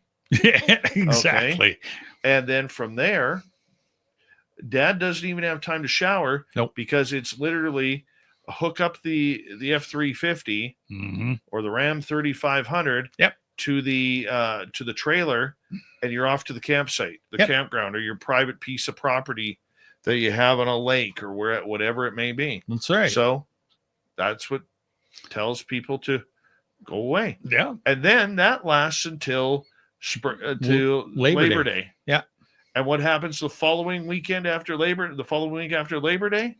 Kids are all back to school, and then mom and dad are back to basically, dad's back to work usually, vacation's over, and they start prepping the yard, getting it ready for the winter. And not just that, hunting season starts. That's right. Right? Yeah. Hunting season starts at September 10th. Yes. Until November 30th for most species. Yep. December 15th for another few. Okay. And so boom. Now every Saturday is out because people are hunting. Yeah. Yeah. Right?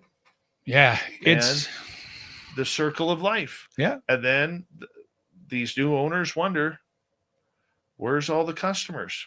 But they don't want to listen to me. No. Or anybody else who's worked there a while, because we're just rednecked people. Yeah. And we don't know what we're doing. Oh no. I worked for a franchise up here for about a year and a half. Doesn't matter. No names need to be mentioned, but I worked for a franchise that's British Columbia and Alberta wide, and they just painted us all with the same brush. They didn't get it. Boy, your numbers were sure down on Sunday. They are every Sunday because we're closed. Nobody's doing anything. Everybody's off doing their own thing. Nobody's coming here to get stuff. But they never, ever got it.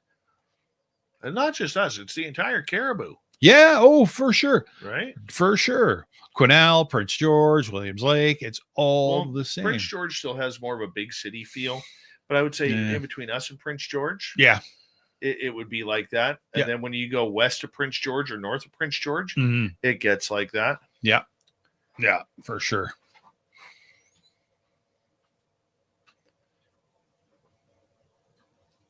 But there's the one thing about Williams Lake is they're not short of fast food restaurants. Oh, they got them every. Why? I'm just saying, dude. Every 20 feet, so they're making money. I'd like to test. I haven't had Wendy's in a long time. Yeah, I like to go up to their Wendy's. We've had it once, I think, and I always just get fries when we go to those places anyway. I just want to think if Wendy's has the best spicy chicken burgers. Oh, okay. Yeah.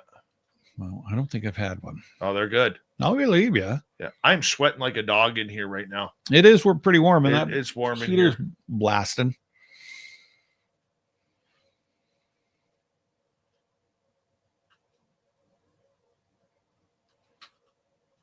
God, I can't wait to eat Taco Bell. Oh, I know. Vegas, everybody else will be looking for the all-you-can-drink. Yeah. Not me. From the hotel that I stayed at last year in Nebraska. Yeah. 2 blocks down, Taco Bell. Yeah. Well, the Taco Bell in Vegas is 2 stories. I know. I've been there. I know you have. I looked it up because I wanted to be prepped. Uh-huh. And it's licensed. Yeah. I don't know about. I want to go to that Taco Bell hotel in California. Eagles wrote a song about. Oh, sorry, wrong hotel. Yeah. Taco Bell Hotel. Yeah. You want to see something impressive? Check out the Taco Bell Hotel. Shut up. The pillows are shaped like hot sauce packets. What? Yep. Okay, now I'm looking. Taco Bell Hotel. Taco Bell Hotel. There is one in Vegas too. Is there really? That's what it said. Yeah, holy crap. Where's the one in Vegas? I don't know yet. I'm just in shock that there really is. There is. Hold on. Oh, it's in the Bellagio. There you go. No, that's not. No, this is an actual Taco Bell hotel where everything is Taco Bell. Well, the Bell, a Taco Bell hotel and resort. Oh, this one's in Palm Springs. This one here I'm looking at. Stocked with unlimited Taco Bell chips and Pepsi beverages in your room. Yep. The pool, the centerpiece of the hotel with hot sauce inspired pool floats and room key cards. Yep. The salon, braids, gel manicures, and fades. Okay, whatever. Food and drink. What? Exclusive Baja Blast cocktails, breakfast God rooms, bless them. and pool bar. Drive-in movie or dive-in movie, musical performance, blah, blah, blah. Gift shop, Taco Bell souvenirs. Yep. And other amenities. Yoga, not happening. Valet concierge, turn down service, and a hidden freeze room. What? Yep. Oh my gosh. It's heaven. Inside a stay at the Taco Bell Hotel and Resort. Yep. That's nuts. It sure is. Oh my God. Little slice of heaven right here on earth. That's all I'm saying. Well, you know that the beds and everything would be huge because I'm sure skinny people aren't hanging out there. I'm willing to take that chance. Yeah, right. Holy, yeah, that's incredible.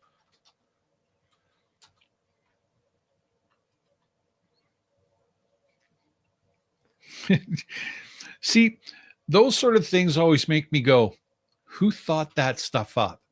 That's just brilliant marketing. You know what, Dave? You know what would be a really good idea? Huh. Open a Taco Bell hotel. Like McDonald's, do they have a hotel? I don't know if McDonald's has a hotel. Like you would think that, yeah, the king of mass marketing would have had one. I cannot answer that. That's I do not know. Hot yoga at the Taco Bell. I do not know. Tomorrow night on the show, our good friend Jacob Rice is going to join us. We're going to talk about some incredible hauntings that he has dealt with. Yeah, he's been working with Merle. They've been doing a lot of really good show. And then we got back-to-back. We got Jacob on Tuesday, and then Merle on Wednesday. Merle. People, we're going to need some serious Merling. I've noticed in the chat room, the Merling has been really dying down recently. And, you know, we gotta be doing a little bit better than that. Mm. Yeah, Merle it up. Thank you tonight to Major Lee with a hat trick. Deborah Rooney ×2, Mayhem, Raven, and Richard Minnick for the super chats. Greatly appreciate the love and support. And to the rest of you, we will see you tomorrow night on the show. Take care, everybody. Good night, little Timmy James. Good night, Dave.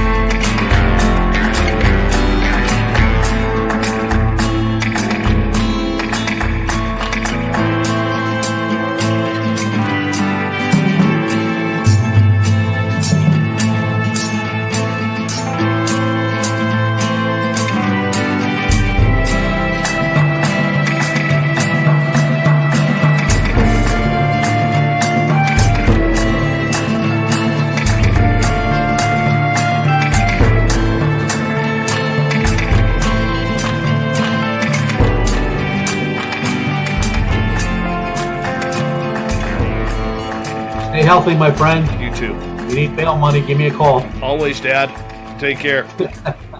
You too.